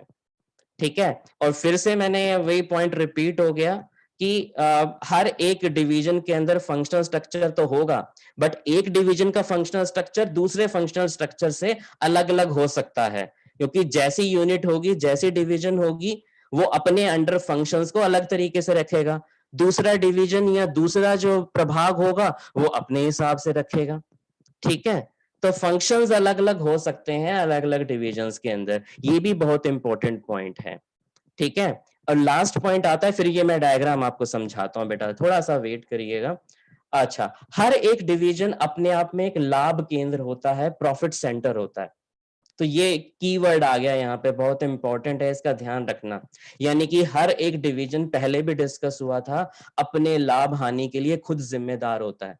मैंने आपको पहले भी बताया कि हर यूनिट अपने आप में इंडिपेंडेंट होती है, स्वतंत्र होती है अपने कामों को लेके। जब कामों को लेके स्वतंत्र होगी तो अपनी लाभ हानि को लेकर भी स्वतंत्र होगी। यानी कि एक डिवीजन का लाभ हानि वो दूसरे पर टाल नहीं सकते, ये पक्का आप समझ के चलना। तो ये बेटा सारा का सारा डिविजनल स्ट्रक्चर का थोड़ा बेस है। अब इस डायग्राम से समझ लो, डिविजनल स्ट्रक्चर आपको बिल्कुल क्लियर हो जाएगा। तो मैनेजिंग डायरेक्टर सबसे टॉप पर आ गया, ध्यान से देखो इस डायग्राम को। उसके नीचे देखो अलग अलग डिविजन्स हैं। अब एक डिवीजन का दूसरे डिवीजन से देखो कोई मेल नहीं है। एक कॉस्मेटिक्स बना रहे हैं, दूसरे फुटवेयर बना रहे हैं, तीसरे डायग्राम बना रहे हैं, और चौथा इंफॉर्मेशन टेक्नोलॉजी है। एक का भी कोई भी काम दूसरे से मिलता जुलता नहीं है, पर है ये सब एक ही कंपनी के अंतर्गत, है ये सभी एक ही कंपनी के अंतर्गत। अब मैंने एक का ही यहाँ एग्जांपल लिया, नहीं तो डायग्राम बहुत बड़ा बन जाता, कि कॉस्मेटिक के अंतर्गत फिर production, marketing, finance, research and development, human resource, HR short में लिखा है बेटा, वो सब हैं। ऐसे ही फुटवेयर के अंतर्गत भी ये 4-5 इस तरह से होंगे, गारमेंट्स के अंतर्गत भी इसी तरह से 4-5 होंगे, और इसी तरह से सेम इंफॉर्मेशन टेक्नोलॉजी के अंदर भी 4-5 होंगे। तो यहीं से बेटा वो बात क्लियर हो गई कि हर एक डिवीजन जो है उसके अंतर्गत फंक्शनल स्ट्रक्चर या विभागीय ढांचा होगा ही होगा। जैसे कॉस्मेटिक्स की एक यूनिट है, उसके अंतर्गत ये सारे फंक्शन काम करेंगे। फुटवेयर एक यूनिट है कंपनी की, उसके अंतर्गत ये सारे विभाग काम करेंगे ही करेंगे। गारमेंट्स अलग यूनिट है, इंफॉर्मेशन टेक्नोलॉजी एक अलग यूनिट है। अब हम डिविजनल स्ट्रक्चर के एडवांटेजेस और डिसएडवांटेजेस करेंगे। ध्यान से देखिएगा बेटा एक एक करके। तो सबसे पहला फायदा क्या मिलता है, एडवांटेजेस की पहले बात करेंगे। एक तो वही वाली बात आ गई कि हर एक डिविजनल हेड सारे कामों को देख रहा होता है, इसलिए वो हायर पोजीशंस के लिए, यानी कि कंपनी का सीईओ बनने या मैनेजिंग डायरेक्टर बनने के लिए वो तैयार हो जाते हैं, क्योंकि उन्हें हर एक फंक्शन की तैयारी हो जाती है, हर एक फंक्शन के बारे में वो जानते होते हैं, उनको पूरा अनुभव हो जाता है, इसका एक्सपीरियंस हो जाता है इनका। जैसे अभी हमने कॉस्मेटिक्स वाले में देखा था लास्ट स्लाइड में, कि आप सोचो कि कॉस्मेटिक डिपार्टमेंट का, सॉरी कॉस्मेटिक डिवीजन का जो हेड होगा, उसको purchase, production, marketing, research and development, human resource, सारे कामों के बारे में नॉलेज होगी। तो वो कंपनी की ऊंची पोजीशंस पर, यानी कि मैनेजिंग डायरेक्टर या सीईओ वगैरह बनने के लिए पूरी तरह से एलिजिबल है। ठीक है, इसके बाद दूसरा आता है आपका, इसका क्या फायदा है कि इसमें आप बड़ी आसानी से किसी भी डिवीजन का उत्तरदायित्व या रिस्पॉन्सिबिलिटी बड़े आराम से फिक्स कर सकते हो। एक कीवर्ड मैंने आपको याद हो तो बड़े अच्छे से बताया था कि हर एक यूनिट अपने आप में एक इंडिपेंडेंट इकाई होती है, अपने आप में एक स्वतंत्र स्वायत्त इकाई होती है बेटा। और यानी कि हर एक यूनिट अपना प्रॉफिट, अपना रेवेन्यू, अपना कॉस्ट, यानी कि जितना वो लाभ कमाएगी, जितना वो मतलब प्राप्तियां कमाएगी, जितना उसे कॉस्ट आएगी, वो उसकी अपनी अलग होगी, किसी और डिवीजन से वो मिक्स अप नहीं हो सकती। तो इसलिए उसकी रिस्पॉन्सिबिलिटी अपनी डिवीजन की खुद से रहेगी, किसी और के ऊपर वो अपनी जिम्मेदारी बिल्कुल नहीं डाल सकता है। ठीक है, और जो डिवीजन, इसका मतलब क्या हुआ, फायदे या नुकसान में जा रही हैं, उसको बड़ी आसानी से आप पता कर सकते हो कि किस डिवीजन से प्रॉफिट हो रहा है, किस डिवीजन से लॉसेस हो रहे हैं। तो इसका अल्टीमेटली फायदा मिलता है, ताकि आप जब पॉइंट आउट कर लेते हो तो उसको सुधारने में भी काम कर सकते हो।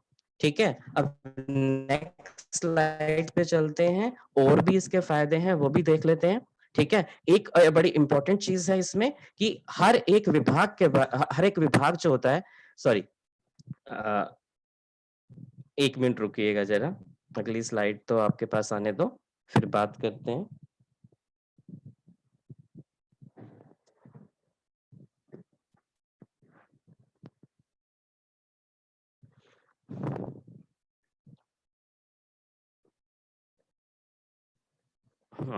अच्छा, हर एक जो बेटा यूनिट होती है, या फिर जो कह सकते हैं कि डिवीजन होती है, वो अपने आप में एक स्वतंत्र इकाई होती है। बार बार हम ये लाइन बोल रहे हैं, और उसको अपनी यूनिट से रिलेटेड खुद डिसीजन लेने होते हैं। जैसे अभी हमने डायग्राम देखा था, जो गारमेंट डिवीजन का हेड होगा, उसको गारमेंट्स की यूनिट से रिलेटेड खुद डिसीजन लेना है, किसी और से पूछना नहीं है, किसी और से प्रभावित नहीं होना है अपने निर्णयों से रिलेटेड।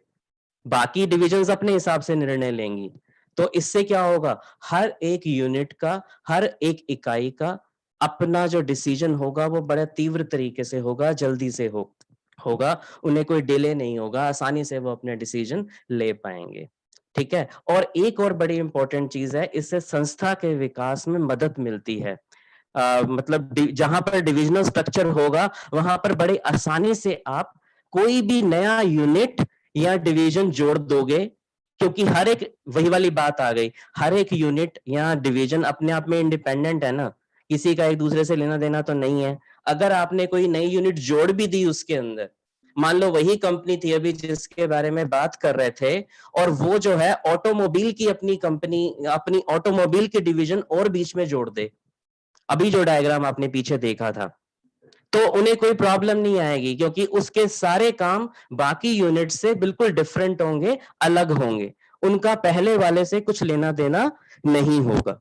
ठीक है, तो आसानी से कोई भी यूनिट जोड़ी जा सकती है, और इसी प्रकार से बेटा कोई नुकसान कर रही हो यूनिट बिजनेस को, तो उस यूनिट को हटाया भी जा सकता है, इससे भी कंपनी का ओवरऑल उस पर कोई भी फर्क नहीं पड़ेगा। ठीक है, ये थे बेटा सारे इसके एडवांटेजेस। ध्यान रखना, इसको अच्छे से पढ़ते रहना, सुनते रहना। अब इसके बाद अगले कुछ और इसके हम डिसएडवांटेजेस की बात करेंगे, क्या क्या डिविजनल स्ट्रक्चर के कंपनी को नुकसान होते हैं, उसके बारे में बात करेंगे। तो सबसे पहला जो नुकसान होता है वो क्या होता है कि यहाँ पर अलग अलग डिविजन्स के बीच में कॉन्फ्लिक्ट्स अराइज हो जाते हैं, आपस में ही क्या हो जाते हैं, मन मुटाव शुरू हो जाते हैं, किसको लेके, खास तौर पे कोष के आवंटन को लेके। इसका मतलब क्या है कि हर एक डिवीजन कंपनी की टॉप लेवल मैनेजमेंट से ये चाहती है कि जब फंड्स का डिवीजन हो, फंड्स को बांटा जाए आपस में, तो हर एक डिवीजन ये चाहेगी कि मुझे ज्यादा पैसा मिल जाए। ठीक है, जैसे अभी डायग्राम था, वही वाली बात आ गई, कॉस्मेटिक्स था, गारमेंट्स था, फुटवेयर था, है ना, अब वो इंफॉर्मेशन टेक्नोलॉजी था। तो हर एक डिवीजन यानी कि हर एक यूनिट, इकाई ये चाहेगी कि फंड्स में से उसको ज्यादा से ज्यादा मिल जाए। अब इससे होगा क्या, जो ये ज्यादा फंड लेने में कामयाब हो जाएगा, इसका नुकसान दूसरे को उठाना पड़ेगा, क्योंकि दूसरे को फंड कम मिलेंगे, क्योंकि फंड्स तो लिमिटेड रहेंगे ना। अब जिसकी ज्यादा अच्छी परफॉर्मेंस होगी, वो उतना ही ज्यादा अपने आप को बेटर करके दिखा देगा और फंड्स खींच के ले जाएगा डिवीजन। ठीक है ना, इससे दूसरे डिविजन्स को नुकसान होगा, और अल्टीमेटली देखा जाए तो ऐसी खींचातान से क्या होता है, ओवरऑल ऑर्गेनाइजेशन को ही नुकसान होता है। ठीक है, तो इस तरह के कॉन्फ्लिक्ट किसी के लिए भी अच्छे नहीं होते। राइट, अगला पॉइंट देखते हैं कि इससे लागतें बढ़ती हैं, कॉस्ट बढ़ती है। क्यों? क्योंकि हर एक जो डिवीजन होगा उसके अंदर डुप्लीकेशन होगी एक्टिविटीज की, जो कार्य होंगे वो डुप्लीकेट होंगे, बार बार होंगे। जैसे अभी मैंने आपको डायग्राम बताया, इसका कारण क्या है कि फंक्शनल स्ट्रक्चर जो होगा वो हर एक के अंदर क्या होगा, अलग अलग होगा। हर एक इकाई का या विभाग प्रभाग का अलग अलग फंक्शनल स्ट्रक्चर होगा। फॉर एग्जांपल, जैसे मैं ये लेता हूं कि एक कंपनी की गारमेंट्स की यूनिट है, उसका प्रोडक्शन डिपार्टमेंट अलग होगा। उसी कंपनी की अगर फुटवेयर की यूनिट है तो उसका प्रोडक्शन डिपार्टमेंट अलग होगा। ठीक है, इसी तरह से उसका इंफॉर्मेशन टेक्नोलॉजी का डिवीजन है तो उसका प्रोडक्शन अलग होगा, प्रोडक्शन मैनेजर अलग होगा, प्रोडक्शन डिपार्टमेंट अलग होगा। अब आप ये सोचो, मान लीजिए किसी कंपनी की 3 डिवीजन है तो 3-3 वो प्रोडक्शन मैनेजर रखेंगे, 3-3 वो परचेज मैनेजर रखेंगे, 3-3 वो रिसर्च एंड डेवलपमेंट वाले मैनेजर रखेंगे। तो एक ही काम को कई कई बार दोहराया जाएगा, यानी कि एक कंपनी के अंदर जितनी ज्यादा यूनिट्स या ज्यादा डिविजन्स होती जाएंगी वो काम उतने टाइम्स मल्टीप्लाई होता जाएगा, उसका डुप्लीकेशन होगा, बार बार वो काम करना पड़ेगा। यानी कि इससे क्या होगा, पूरी ऑर्गेनाइजेशन की ओवरऑल क्या होगी, लागत बढ़ जाएगी। ठीक है, और अगला और लास्ट पॉइंट क्या है इसका, कि जब एक डिवीजन अपने आप में बहुत ज्यादा बड़ी हो जाती है, बड़ी किस रूप में होगी बेटा, जब वो बहुत ज्यादा प्रॉफिट कमाकर देने लग जाए, जब वो बहुत ज्यादा रिवेन्यूज कमाकर देने लग जाए, तो वो बाकी डिविजन्स के मुकाबले में ज्यादा ताकतवर हो जाएगी। और वो उच्च प्रबंध को, यानी कि जो मैनेजिंग डायरेक्टर है और सीईओ हैं, अपने सामने अपनी अच्छाई वाली बातें रख के उनको प्रभावित कर लेंगे, और सब कुछ निर्णय जो होंगे, डिसीजन होंगे, चाहे वो फंड एलोकेशन से रिलेटेड हो, चाहे वो किसी और चीज से रिलेटेड हो, सब अपने पक्ष में करवा लेंगे। ठीक है, पर इससे क्या होगा, ओवरऑल ऑर्गेनाइजेशन को नुकसान ही होगा, क्योंकि बाकी जो यूनिट्स हैं वो अपने आप को शायद उतनी पोजीशन में ना पाए, इतना बड़ा ना कर पाए। ठीक है, तो इससे क्या होगा, बाकी यूनिट्स का नुकसान होगा, और जब कलेक्टिव करने की बात आएगी तो पूरी ऑर्गेनाइजेशन को ही कहीं ना कहीं क्या हो रहा होगा बेटा, नुकसान हो रहा होगा। ठीक है, अब डिविजनल स्ट्रक्चर की भी सुटेबिलिटी देख लेते हैं कि डिविजनल स्ट्रक्चर कहाँ कहाँ सुटेबल है। ठीक है, अभी स्लाइड आ जाती है बेटा, ध्यान से देखो इसको, और जो मैंने अभी पॉइंट्स किए हैं डिस्कस डिसएडवांटेजेस के, उसका बड़ा ध्यान रखना। लेट द स्लाइड कम। और बेटा वही बात है, मैं फिर से एक बार रिपीट कर दूं कि आप फंक्शनल और डिविजनल स्ट्रक्चर, कार्यात्मक और प्रभागीय ढांचे के बीच में जो है अंतर अच्छे से समझ लेंगे। ठीक है, तो ये आ गया बेटा, 2 तरह के हैं जहां पर मल्टीपल प्रोडक्ट लाइन होती है। अभी आपने देखा, डायग्राम में देख लिया था, गारमेंट्स अलग और तरह तरह के उसमें गारमेंट बन रहे होंगे, पर है एक प्रोडक्ट लाइन। दूसरी प्रोडक्ट लाइन थी उसमें फुटवेयर की शायद, तीसरी थी उसमें शायद इंफॉर्मेशन टेक्नोलॉजी की। हर एक जो प्रोडक्ट लाइन थी वो अलग अलग थी। तो जहां जिस ऑर्गेनाइजेशन में अलग अलग प्रोडक्ट लाइन के प्रोडक्ट बनाए जा रहे हों, वहां पर डिविजनल स्ट्रक्चर की जरूरत पड़ती है। और दूसरा, जो ऑर्गेनाइजेशन बहुत ज्यादा अपना विकास कर रही हो और चाह रही हो कि और चीजों को भी जोड़ा जाए उसके अंदर, जो पहले वाले बनाए गए प्रोडक्ट से बिल्कुल डिफरेंट हो, तो उसको क्या अपनाना पड़ेगा, उसको भी ऑब्वियसली डिविजनल स्ट्रक्चर अपनाना पड़ेगा। ठीक है, नेक्स्ट आ जाता है हमारा, अब डिफरेंस है फंक्शनल और डिविजनल स्ट्रक्चर के बीच में। तो मैं इसको बेटा थोड़ा आगे बढ़ा दूंगा डिफरेंस को, ये आप स्वयं देख लेंगे, क्योंकि शायद हमारे पास टाइम कम बचेगा और हमें टॉपिक जो है वो ज्यादा आगे डिस्कस करने हैं। एक पूरा अभी टॉपिक पड़ा हुआ है फॉर्मल और इनफॉर्मल वाला, तो ये बेटा डिफरेंस का पॉइंट है। इसके अंदर बहुत सारे डिफरेंट के पॉइंट्स दे रखे हैं, तो वो आप डिस्कस कर लेंगे खुद से पढ़ के। आपके पास पीडीएफ फाइल हो सकती है, आपके पास बुक हो सकती है, क्योंकि जितने पॉइंट अभी तक डिस्कस किए हैं फंक्शनल और डिविजनल से रिलेटेड, उन्हीं से ही बेटा ये पॉइंट निकाले गए हैं।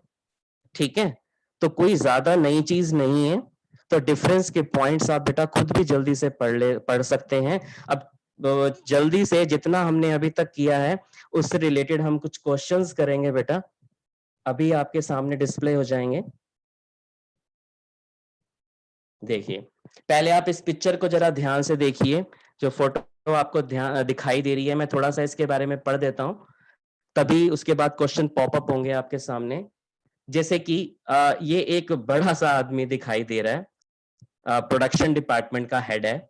वो ये कहता है कि my department is doing best and I will take it to the new heights, कि मेरा डिपार्टमेंट सबसे अच्छा कर रहा है और मैं इसको और भी आगे ऊंचाइयों पर ले जाऊंगा, और बाकी सब हक्के के उसकी तरफ देख रहे हैं, दूसरे डिपार्टमेंट वाले हैं, बिकॉज शायद वो इतना अच्छा परफॉर्म ना कर रहे हो। तो पहला क्वेश्चन आपके सामने आ रहा है बेटा, what structure of organisation is depicted here. इस चित्र में आपको ऑर्गेनाइजेशन का कौन सा जो है स्ट्रक्चर या संगठन का कौन सा ढांचा जो है वो दिखाया गया है। अभी तक शायद लगता है आपके YouTube पे ये अपीयर नहीं हो पाया है। लेट इट कम, आप आंसर देते जाइए, मैं क्वेश्चन रिपीट कर देता हूं। What structure of organisation is depicted here. Yes, आ गया क्वेश्चन, जल्दी से चैट बॉक्स में आंसर छोड़िए बेटा। आई थिंक ज्यादातर का सही होगा। चित्र को जरा ध्यान से पढ़िएगा, क्या लिखा है उसके अंदर, उससे आंसर निकलेगा इसका। दोनों लग सकते हैं क्योंकि, ठीक है। मैं क्लिक करता हूं आंसर को, आपके सामने अभी आ जाएगा, तब तक आप आंसर छोड़ते रहिए चैट बॉक्स में।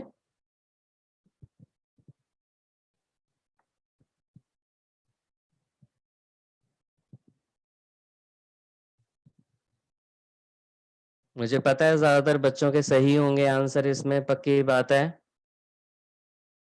Let the answer appear.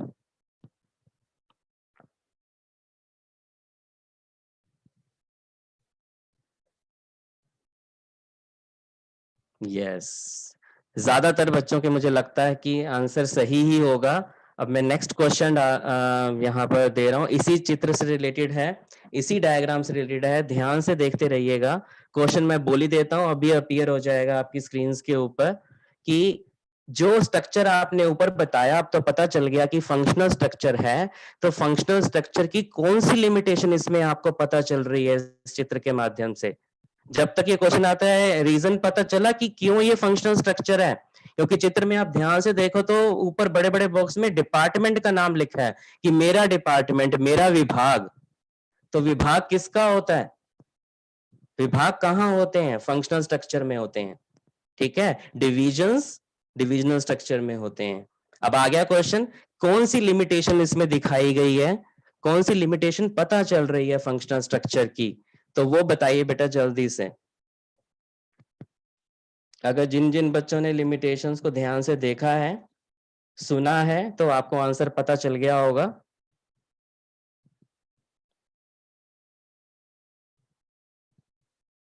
मैं आंसर डाल रहा हूं अब इसमें जल्दी से, क्योंकि यहाँ पर आपके पास भी पहुंचने में थोड़ा सा टाइम लगता है बेटा इसमें।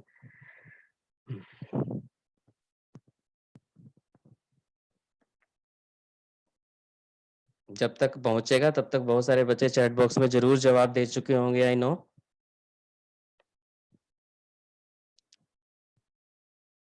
ध्यान से देखिए बेटा, एक बहुत हाइट ले गया है व्यक्ति और कह रहा है कि मेरा बेस्ट है। यस, मेरे को लगता है ज्यादातर ने सही बताया, और कीवर्ड मैं बार बार बोल रहा था इसके अंदर, क्रिएशन ऑफ फंक्शनल एम्पायर्स। ठीक है, एक व्यक्ति इतना बड़ा हो गया कि वो कहता है कि मेरा डिपार्टमेंट सबसे अच्छा है, मैं इसको और आगे ले जाऊंगा, but at the cost of others. इससे दूसरे डिपार्टमेंट छोटे से रह गए, उन्हें समझ नहीं आ रहा कि हम क्या करें, हमारा क्या होगा। ठीक है, अब अगले क्वेश्चन आ रहे हैं बेटा, एमसीक्यू टाइप के, अभी आपकी स्क्रीन पर आ जाएगा। तो पहला क्वेश्चन मैंने वैसे तो डाल ही दिया, बट आपकी स्क्रीन पर शायद अभी अपीयर नहीं हो रहा होगा। तो मैं बोल देता हूँ जल्दी से क्वेश्चन, और बीच में मैंने आपको एक टॉपिक बोला था, उसी से रिलेटेड है बेटा। कि जो स्पैन ऑफ मैनेजमेंट का था, जो अलग से टॉपिक था, कि बुक में एज सच तो नहीं है, बट एनसीईआरटी की बुक में ये क्वेश्चन जो है वो एक्सरसाइज में डाला हुआ है। So I have taken this question only. A tall structure has narrow span, wide span, no span और less level of management। कि जो टॉल स्ट्रक्चर होता है ऑर्गेनाइजेशन का, दो दिखाए थे ना आपको स्ट्रक्चर, टॉल स्ट्रक्चर और फ्लैट स्ट्रक्चर, तो वो किस तरह का होता है, उसके अंदर क्या होता है, नैरो स्पैन ऑफ मैनेजमेंट होती है, वाइड स्पैन ऑफ मैनेजमेंट होती है, नो स्पैन ऑफ मैनेजमेंट होती है, कि लेस लेवल्स ऑफ मैनेजमेंट होते हैं, जो टॉल स्ट्रक्चर होता है। वो चित्र आप ध्यान से याद कीजिए और उस तब ये सोचिए कि इसमें से कौन सा एप्रोप्रिएट रहेगा आंसर देना। तब तक आप आंसर देते हैं, तब तक आपको पता चल जाएगा, आपकी उस पे भी स्लाइड में भी आ जाएगा जल्दी से। Let the answer appear.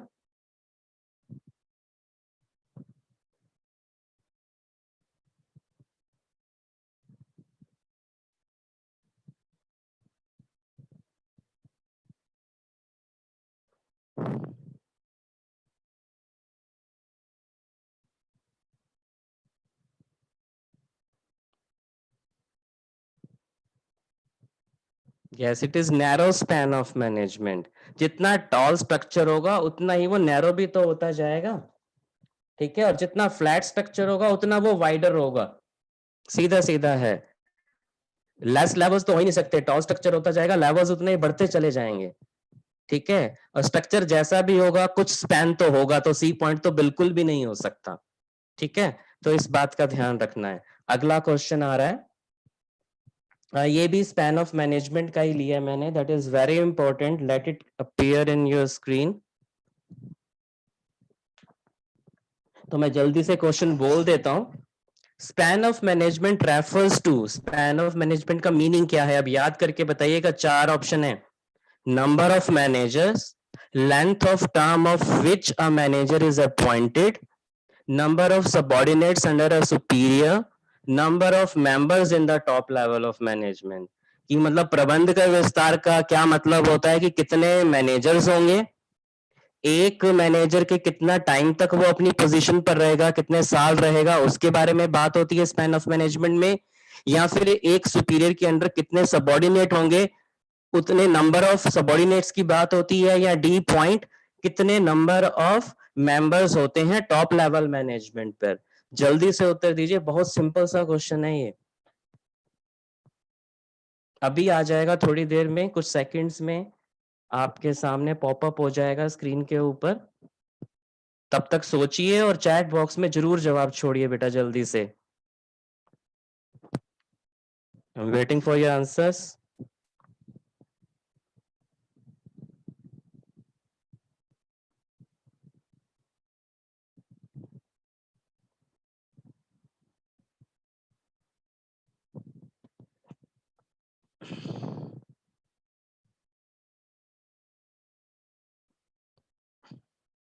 Yes, number of subordinates under a superior, obvious सी बात है। प्रबंध के विस्तार का मतलब ही यही होता है कि एक सुपीरियर के अंडर कितने सबॉर्डिनेट होंगे। बड़ा सिंपल सा क्वेश्चन है ये। अब आगे चलेंगे, हम ट्रू और फॉल्स टाइप के क्वेश्चन कर रहे हैं। तो पहला क्वेश्चन मैं छोड़ रहा हूं यहाँ पे, जरा ध्यान से पढ़िएगा इसको और फिर बताइएगा कि आंसर क्या है। मैं क्वेश्चन बोल देता हूं इंग्लिश में भी हिंदी में भी, तब तक आपके सामने अपीयर हो जाएगा। Organisational structure has been created specifying line of authority and area of responsibility. यानी कि ऑर्गेनाइजेशन स्ट्रक्चर इसलिए बनाया जाता है कि अथॉरिटी और रिस्पॉन्सिबिलिटी का क्या मतलब क्या एरिया है, क्या किस किस की कितनी कितनी रिस्पॉन्सिबिलिटी होगी, किसकी कितनी अथॉरिटी होगी, ये सही है कि गलत है, ट्रू और फॉल्स, इसमें आपको उत्तर देना है, ठीक है। एक और फिर से बोल देता हूं कि ऑर्गेनाइजेशन स्ट्रक्चर ये देखकर बनाया जाता है कि किसके कितने अधिकार होंगे, किसके कितने कर्तव्य होंगे। अधिकारों का क्षेत्र और कर्तव्यों का क्षेत्र निर्धारित कर देता है किसी भी संगठन का ढांचा। ये ट्रू है कि फॉल्स है, ये आपको बताना है। जल्दी से बताइए, चैट बॉक्स में छोड़िए। तब तक मैं आंसर, मैंने वैसे तो यहां से कर दिया है क्लिक, आपके पास अभी पहुंच जाएगा जल्दी से।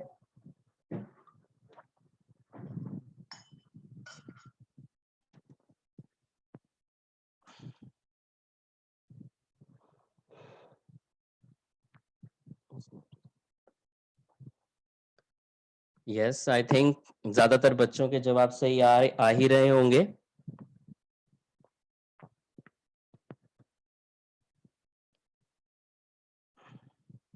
यस, इट इज ट्रू, और मैंने रीजन भी नीचे लिख दिया है। सुपीरियर और सबॉर्डिनेट के बीच में जो रिलेशनशिप है उसको ये स्पेसिफाई कर देता है, यानी कि सुपीरियर के पास अथॉरिटी होगी और सबॉर्डिनेट के पास रिस्पॉन्सिबिलिटी होगी, तो किसकी रिस्पॉन्सिबिलिटी है किसकी अथॉरिटी है ये क्लियर कट हो जाता है ऑर्गेनाइजेशन स्ट्रक्चर के अंतर्गत। इसलिए ये जो लाइन दी गई ये ट्रू है, ये सच है। अब अगला क्वेश्चन आपके सामने है, functional structure leads to product specification. ये ध्यान से आप क्वेश्चन पढ़िएगा, मैं हिंदी में भी बोल रहा हूं कि जो कार्यात्मक ढांचा होता है वो उत्पाद की विशिष्टता की तरफ ले जाता है हमें। मैंने आपको कहा था कीवर्ड्स ध्यान से सुनिएगा, आप उसके हिसाब से उत्तर दीजिएगा, ट्रू है कि फॉल्स है। एक बार फिर से बोल रहा हूं, functional structure leads to product specification. जो कार्यात्मक ढांचा होता है वो उत्पाद की विशिष्टता की तरफ हमें ले जाता है। ये ट्रू है कि फॉल्स है, मैं अभी इसका उत्तर भी डाल रहा हूं, जल्दी से उत्तर भी आ जाएगा बच्चों का।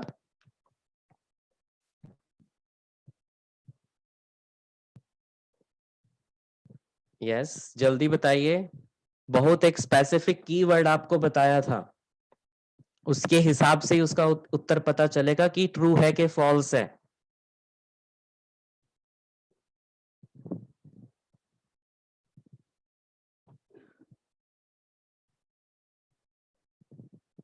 आंसर अभी पॉपअप हो जाएगा बेटा आपकी स्क्रीन पे। यस, इट इज फॉल्स, और मैंने रीजन साथ में लिख दिया है क्योंकि फंक्शनल स्ट्रक्चर हमें ऑक्यूपेशनल स्पेसिफिकेशन की तरफ ले जाता है, स्पेशलाइजेशन की तरफ ले जाता है। क्योंकि फंक्शनल स्ट्रक्चर में क्या होता है कि कोई एक खास स्पेसिफिक फंक्शन जो होता है, जैसे मार्केटिंग का है, प्रोडक्शन का है, उसी तरफ ध्यान दिया जाता है। तो ऑक्यूपेशन या जो काम आप कर रहे हो उसकी विशिष्टता तैयार होती है फंक्शनल स्ट्रक्चर में, उत्पाद की नहीं। उत्पाद की तैयार होती है किसमें? डिविजनल स्ट्रक्चर में। ठीक है, क्योंकि उसमें एक प्रोडक्ट स्पेशलाइज्ड जो होता है उसकी एक अलग से डिवीजन बना दी जाती है। तो यहां से अंतर भी देखो आपके साथ साथ आ रहे हैं, जो मैंने शायद टॉपिक बेटा स्किप कर दिया था। अब अगला ले रहे हैं हम, एक minute, fill in the blanks type अभी आएंगे आपके सामने क्वेश्चन। सबसे पहला क्वेश्चन है इसमें, अभी fill in the blanks type question आ जाएंगे, स्क्रीन में अभी पॉपअप हो रहे हैं।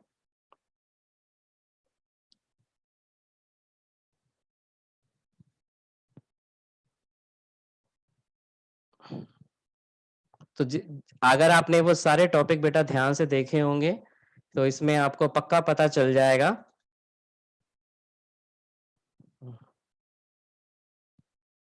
एक मिनट जरा, ये हाँ ये क्वेश्चन आ गया, ये बेटा फिल इन द ब्लैंक्स का है। The need for adequate organisational structure is felt when organisation dash in size and complexity. कि ऑर्गेनाइजेशन स्ट्रक्चर बनाने की जरूरत कब पड़ती है? ये शुरू शुरू में जो मैंने पॉइंटर्स डिस्कस किए थे डब्ल्यू फैमिली वाले, उसमें से क्वेश्चन है बेटा ये। तो जल्दी से आप मुझे बताइए, क्वेश्चन यहां से आंसर मैंने डाल दिया है और आंसर आपके चैट बॉक्स में पक्के आने शुरू हो गए होंगे। अभी आपकी स्क्रीन पर भी ये आंसर रिफ्लेक्ट हो जाएगा। यस, जल्दी जल्दी आंसर दीजिए, मुझे लगता है ज्यादातर का सही होना चाहिए।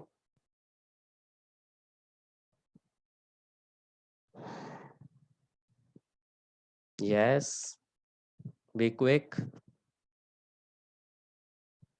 तब तक मैं अगला क्वेश्चन भी डाल देता हूं ताकि साथ में आंसर के दूसरा क्वेश्चन भी आ जाए जल्दी से।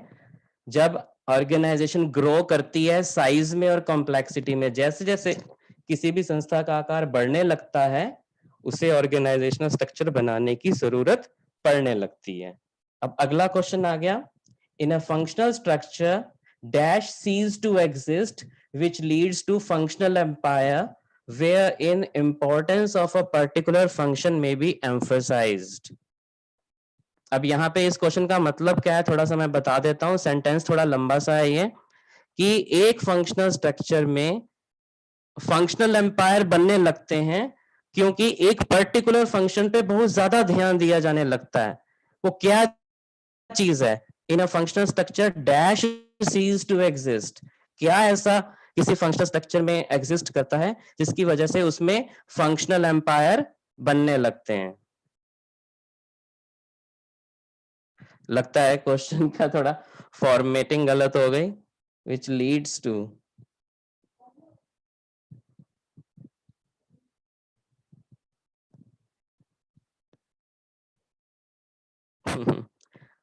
अब अच्छा, ये क्वेश्चन का थोड़ा सा लगता है फ्रेमिंग गलत हो गई है, कोई नहीं, इसको यहीं पर छोड़ देते हैं। बेसिकली यहाँ क्वेश्चन बनाने का या कहने का ये पर्पस था कि किसी फंक्शन पर जब ज्यादा ओवर एम्फेसाइज कर दिया जाता है, किसी फंक्शन पर ज्यादा ध्यान दिया जाने लगता है, तब फंक्शनल स्ट्रक्चर में फंक्शनल एम्पायर क्रिएट होने लगते हैं। ये कीवर्ड भी आपको बताया था, बड़ा इंपॉर्टेंट है। There is a wrong framing of question I think. कोई नहीं बेटा, इसको थोड़ा सा नेक्स्ट चलते हैं। थर्ड क्वेश्चन है, within each division dash within each division the dash structure tends to adopted। मतलब हर डिवीजन के अंदर, अब यहाँ डिवीजन वर्ड का ध्यान दीजिएगा आप बच्चों, अभी आ रहा है आपकी स्क्रीन पे। With in each division the dash structure tends to be adopted. हर एक डिवीजन के अंतर्गत या हर एक डिवीजन के अंदर एक खास तरह का स्ट्रक्चर तो होगा ही होगा, और वो स्ट्रक्चर का नाम क्या है वो आपको बताना है। With in each division, divisional structure के अंदर, यानी कि हर एक डिवीजन जो होती है उसके अंदर एक खास तरह का स्ट्रक्चर तो होता ही होता है। अब इसका आंसर मुझे बता दो बेटा जल्दी से। ये हमने डिस्कस किया था बड़े अच्छे से।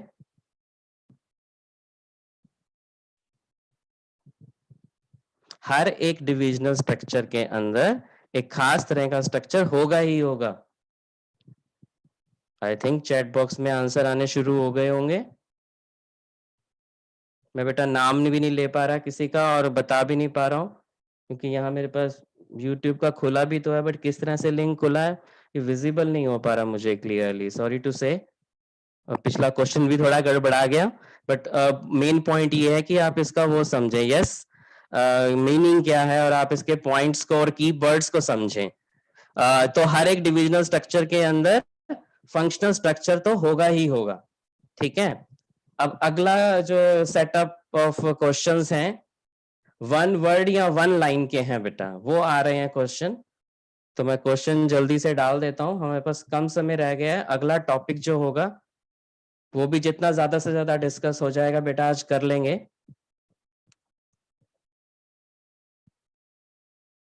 Name the organisational structure.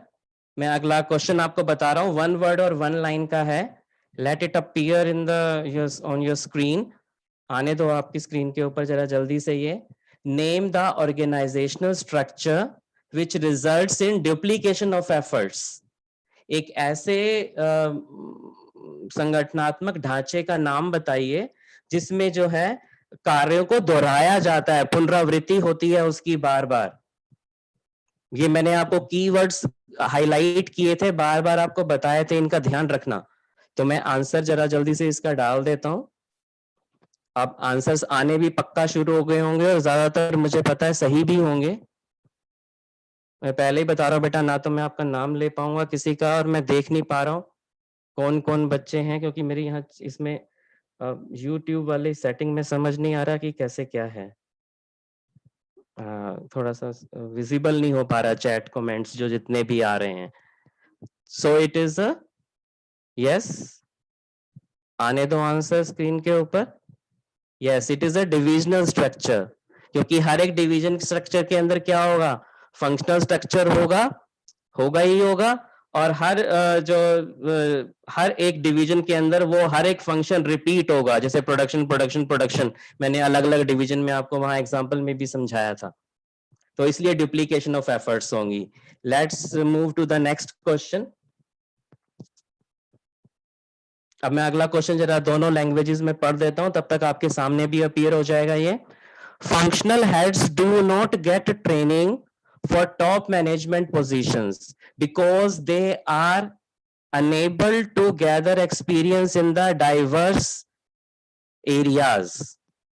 ये ध्यान से क्वेश्चन सुनिए कि जो फंक्शनल स्ट्रक्चर में फंक्शनल हेड्स होते हैं उनको टॉप लेवल मैनेजमेंट पर पहुंचने की ट्रेनिंग नहीं मिल पाती।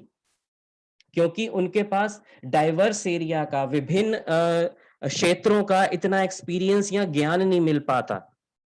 ये कौन सी कमी को दिखाता है, कौन सी लिमिटेशन को दिखाता है फंक्शनल स्ट्रक्चर की? मैंने बीच में से लाइन उठाई है, एग्जैक्ट लाइन बेटा आपके साथ डिस्कस भी की थी। जल्दी से मुझे बताएंगे आंसर, अभी आपके सामने आंसर आ जाएंगे।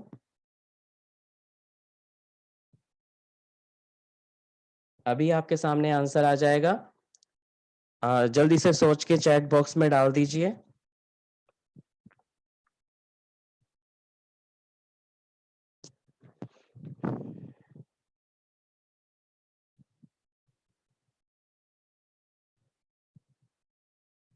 Yes, I am waiting.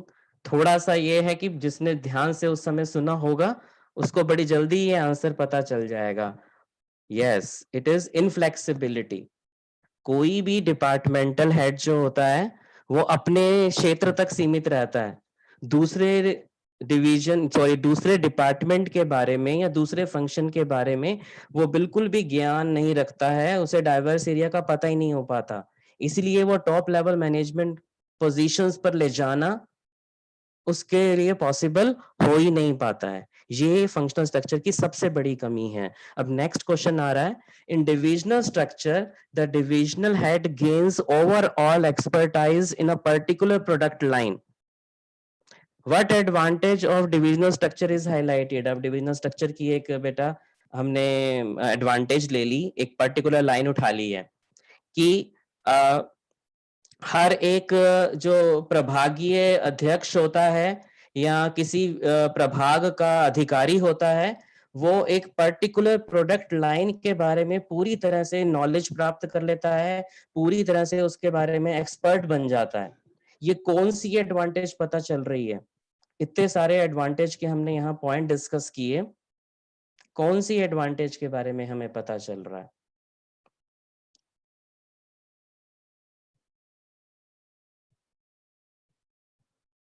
अभी आपके यहाँ पे आंसर स्पष्ट हो जाएगा, आपको दिखने लगेगा स्क्रीन के ऊपर।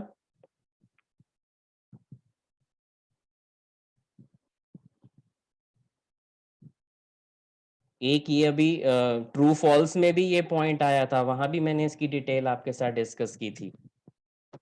अभी आपके सामने आंसर पॉपअप हो जाएगा।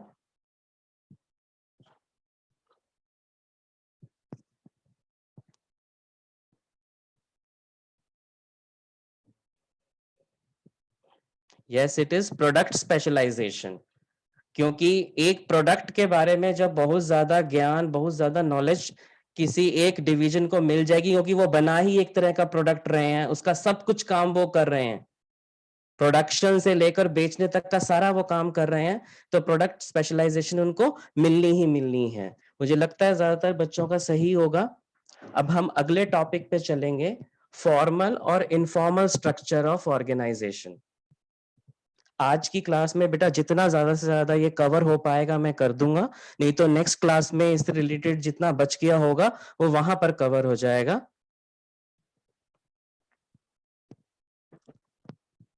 तो सबसे पहले हम अब डिस्कस करेंगे फॉर्मल स्ट्रक्चर ऑफ ऑर्गेनाइजेशन की वो क्या होता है।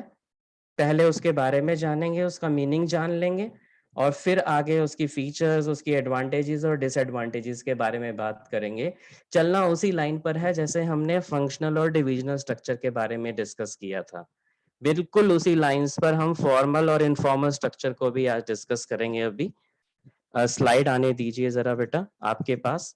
तो मैं थोड़ा सा यहाँ पर शुरू करता हूँ। एक बहुत अच्छी डेफिनेशन दी हुई है लुइस ए एलन ने, और आपको ये जरूरी नहीं है, मैं एक बात क्लियर कर दूं बेटा, कि जरूरी नहीं है कि आप बिल्कुल इसी तरह से ये डेफिनेशन या परिभाषा याद करें एज इट इज इन्हीं शब्दों में। आप शब्दों को जैसे भी बना लें, बट वही बात है कि कीवर्ड्स और इम्पोर्टेंट बातें जो हैं वो जरूर इसमें हाईलाइट हो जाएं, वो जरूर आनी चाहिए ताकि एक मीनिंग क्लियर हो जाए।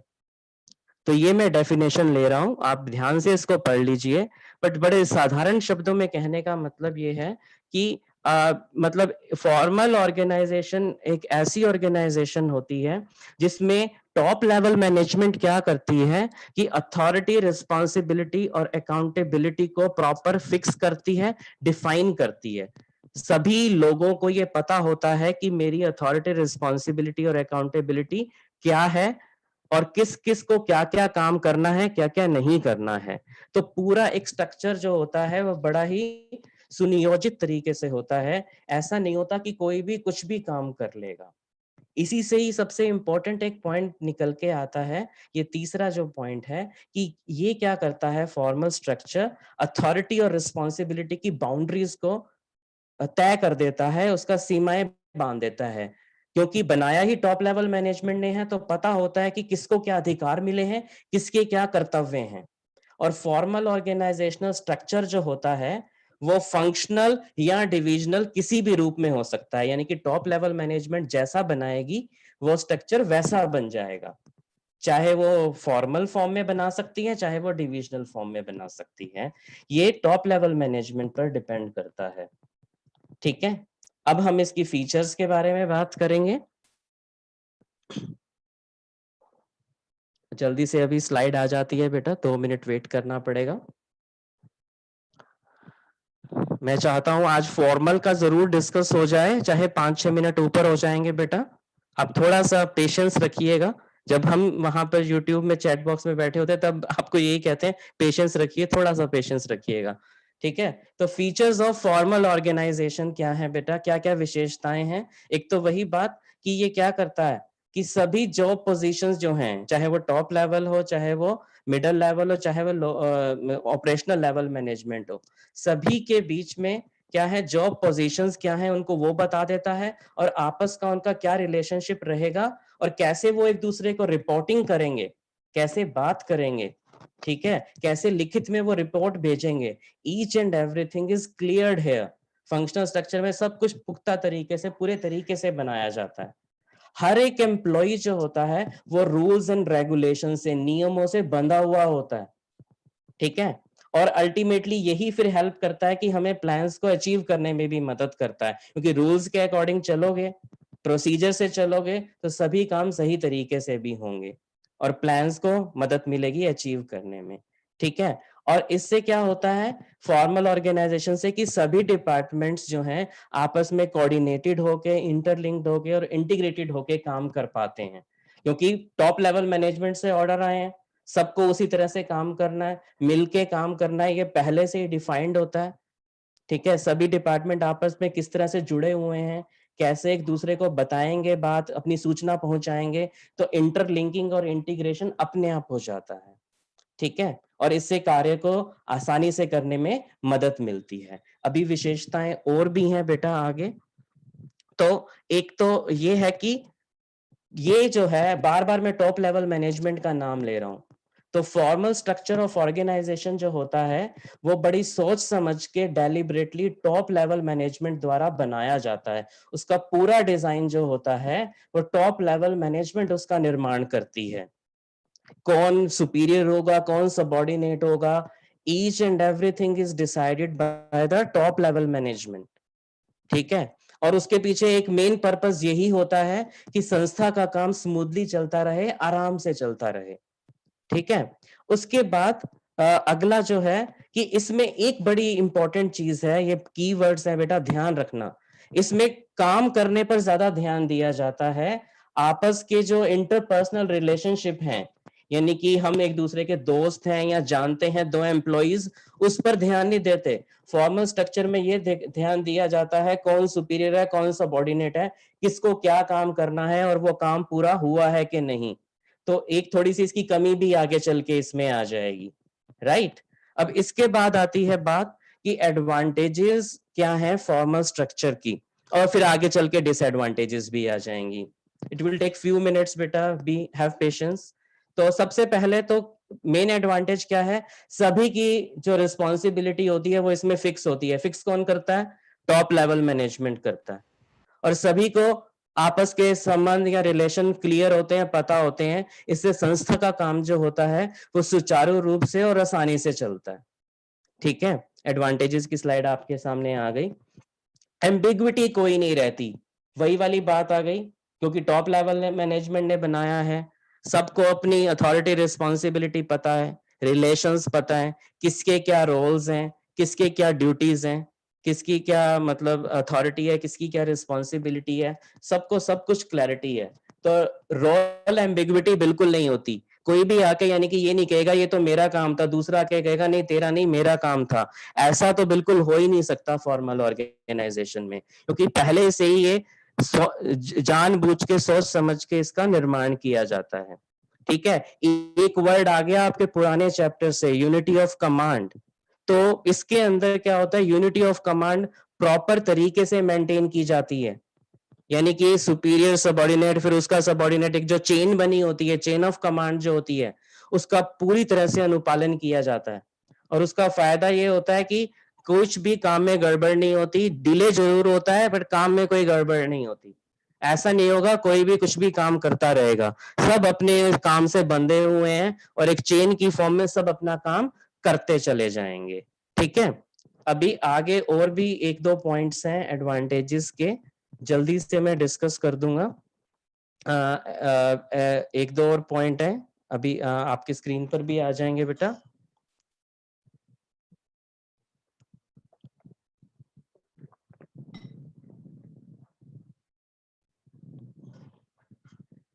एक आप कॉमन बात देखोगे जो बार बार इसमें रिपीट हो रही होगी कि टॉप लेवल मैनेजमेंट ने बनाया, और हर कोई आदमी इसलिए जानता है ऑर्गेनाइजेशन में काम करने वाला कि मेरा काम क्या है, इसी से ही सारी एडवांटेजेस के पॉइंट जुड़े हुए हैं।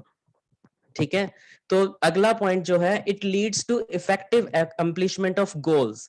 मतलब हमें कोई भी अपना गोल अचीव करना है, वो फॉर्मल ऑर्गेनाइजेशन के थ्रू बहुत ही प्रभावी तरीके से इफेक्टिवली हम अकम्प्लिश कर सकते हैं।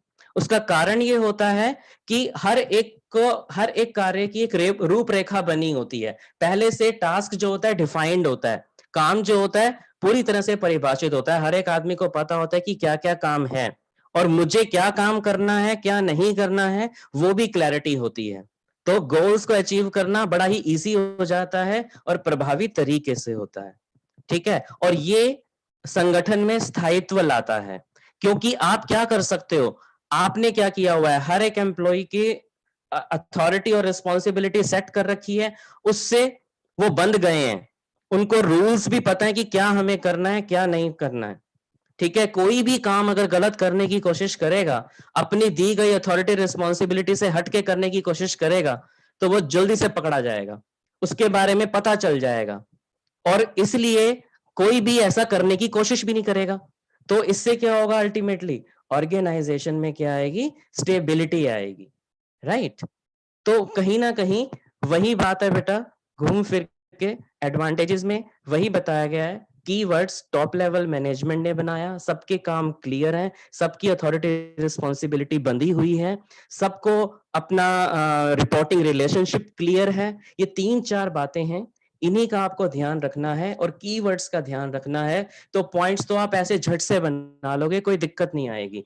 अब हम चलते हैं आगे बेटा इसकी डिसएडवांटेजेस पर, कि फॉर्मल ऑर्गेनाइजेशन की डिसएडवांटेजेस क्या हैं। फॉर्मल ऑर्गेनाइजेशन के सबसे बड़ी प्रॉब्लम ये है कि क्योंकि चेन ऑफ कमांड से चलता है, इसलिए निर्णय लेने में दिक्कत आती है, हमेशा देरी होती है, क्योंकि पहला एक व्यक्ति करेगा, फिर दूसरा करेगा, फिर तीसरा करेगा, आप जंप करके सीधा नहीं पहुंच सकते, कोई डिसीजन तुरंत नहीं होगा, हमेशा काम में देरी होगी ही होगी। ठीक है, और एक प्रॉब्लम और है कि सबके काम जब आपने डिफाइन कर दिए, तो कोई लीक से हटके या अलग से कुछ नयापन लाना चाहेगा, कोई भी काम करना चाहेगा, वहां उसको रोक दिया जाएगा, नहीं तुम इस तरह से काम नहीं करोगे, जैसा काम कहा गया है, जिस लाइन पर कहा गया है उसी तरह से करना है, इससे हटके बिल्कुल नहीं आप कर सकते, क्योंकि जैसा टॉप लेवल मैनेजमेंट में ऊपर से कहा है उसी तरह से काम होगा, उससे हटके बिल्कुल नहीं होगा। तो इससे क्रिएटिव टैलेंट को भी रिकॉग्नाइज नहीं किया जाता है। कीवर्ड्स हैं, इनका ध्यान रखिएगा आप। और एक और कमी है कि ये फॉर्मल ऑर्गेनाइजेशन पूरी पिक्चर नहीं दिखाता है कभी भी ऑर्गेनाइजेशन की। ठीक है, क्योंकि आप जब ऑर्गेनाइजेशन में या किसी भी संस्था में जाओगे, तो क्या आप सिर्फ अपना काम करके आ जाओगे? कोई भी व्यक्ति बेटा मशीन की तरह तो है नहीं कि काम किया और चलते बने। आप भी स्कूल में जाते हो, तो आप खुद सोचो, क्या आप ऐसा करते हो कि पढ़े लिखे, किताबों में लिखा, कॉपी में लिखा, बैग बंद की और घर आ गए। नो, आप वहां शरारतें भी करते हो, बच्चे आपस में बात भी करते हो, आपको स्पोर्ट्स का पीरियड भी बीच में मिलता है, बीच में रिसेस मिलती है जिसमें आप मस्ती करते हो, आपस में बात करते हो, और वो पढ़ाई लिखाई से बिल्कुल हटके होती है। इसका रीजन ये कि हम क्या हैं, सोशल बीइंग है ना, हम जो ह्यूमन बीइंग्स हैं वो सोशल एनिमल्स हैं। तो हमारे सिर्फ ये नहीं होता कि हमें जो काम कहा गया वो मशीनों की तरह कर दें और बाकी अपने अपने रास्ते हो लें। हमारी मानवीय जरूरतें भी होती हैं, ह्यूमन बीइंग्स की ह्यूमन नीड्स भी होती हैं, तो वो भी तो पूरा किया जाना जरूरी है। तो फॉर्मल स्ट्रक्चर वो कभी भी पूरा नहीं कर पाता है, ठीक है। इसकी कमी को कौन फिर पूरा करता है, वो इनफॉर्मल स्ट्रक्चर करता है, ठीक है। तो इनफॉर्मल स्ट्रक्चर जो होता है वो क्या होता है, अगली स्लाइड में आ रहा है। उससे पहले मैं आपके सामने एक जो ये डायग्राम आएगा बेटा, उसके थ्रू ये डिस्कस करना चाहूंगा।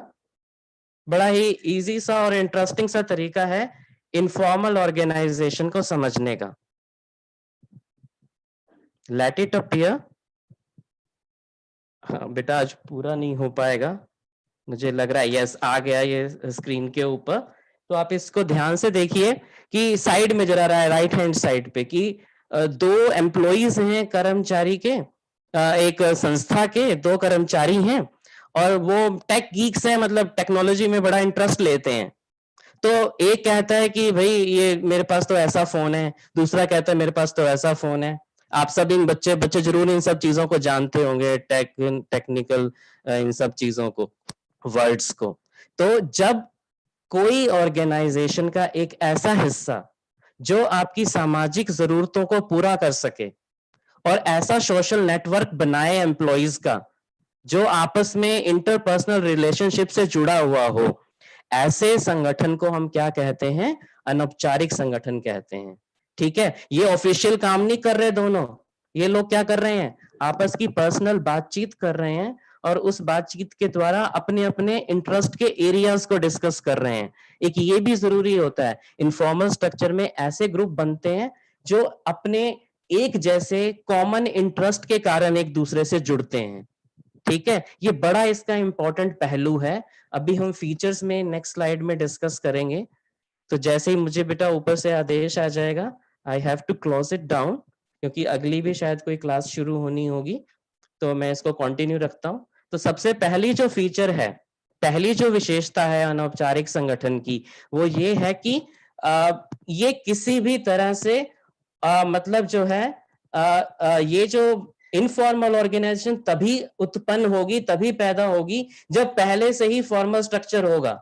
यानी कि पहले तो फॉर्मल स्ट्रक्चर सारे एम्प्लॉइज को आपस में मिलाएगा।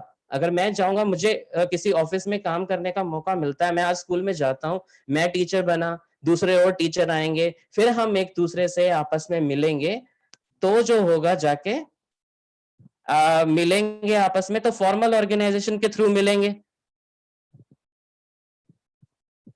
ओके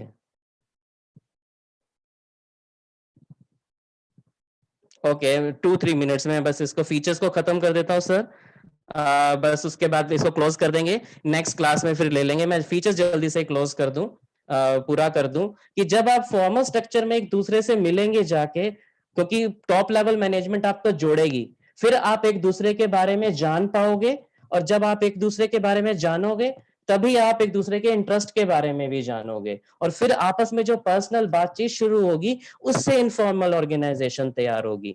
तो पहले फॉर्मल स्ट्रक्चर बनेगा, उसके बाद ही इनफॉर्मल स्ट्रक्चर बनेगा। पहली इसकी विशेषता ये हो गई, ठीक है। दूसरा कि ये इनफॉर्मल ऑर्गेनाइजेशन फॉर्मल ऑर्गेनाइजेशन की तरह किसी भी तरह के रूल्स एंड रेगुलेशन से बंधा हुआ नहीं होता। यानी कि जब जैसा आपको समय मिलता है, इनफॉर्मल ऑर्गेनाइजेशन में लोग मिलते हैं, बात करते हैं, व्यवहार करते हैं, ये उनके ऊपर डिपेंड करता है। और इसमें सुपीरियर सबऑर्डिनेट का भी कोई रोल नहीं होता, कोई भी सुपीरियर हो सकता है, कोई भी सबऑर्डिनेट हो सकता है, ठीक है। और इसमें जिस तरह का कम्युनिकेशन का फ्लो होता है वो किसी चेन ऑफ कमांड के थ्रू नियंत्रित नहीं होता, वो फ्लो किसी भी तरह से हो सकता है।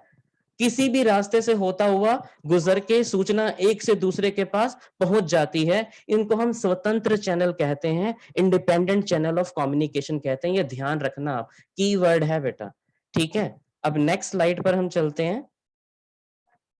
फीचर्स ही हैं, 2 फीचर्स हैं बेटा। I will close it down now. जल्दी से मुझे बंद करना पड़ेगा, ऊपर से कह दिया गया है कि जो भी ये होते हैं इनफॉर्मल ऑर्गेनाइजेशन, ये अपने आप पैदा होते हैं। ये फॉर्मल वाले से इस तरह से भी अंतर हो गया इनका, क्योंकि फॉर्मल वाला तो जानबूझ के टॉप लेवल मैनेजमेंट बनाता है, बट इनफॉर्मल कौन बनाता है? कोई भी नहीं बनाता। स्पॉन्टेनियसली, अपने आप ही, अनायास ही ये बन जाते हैं।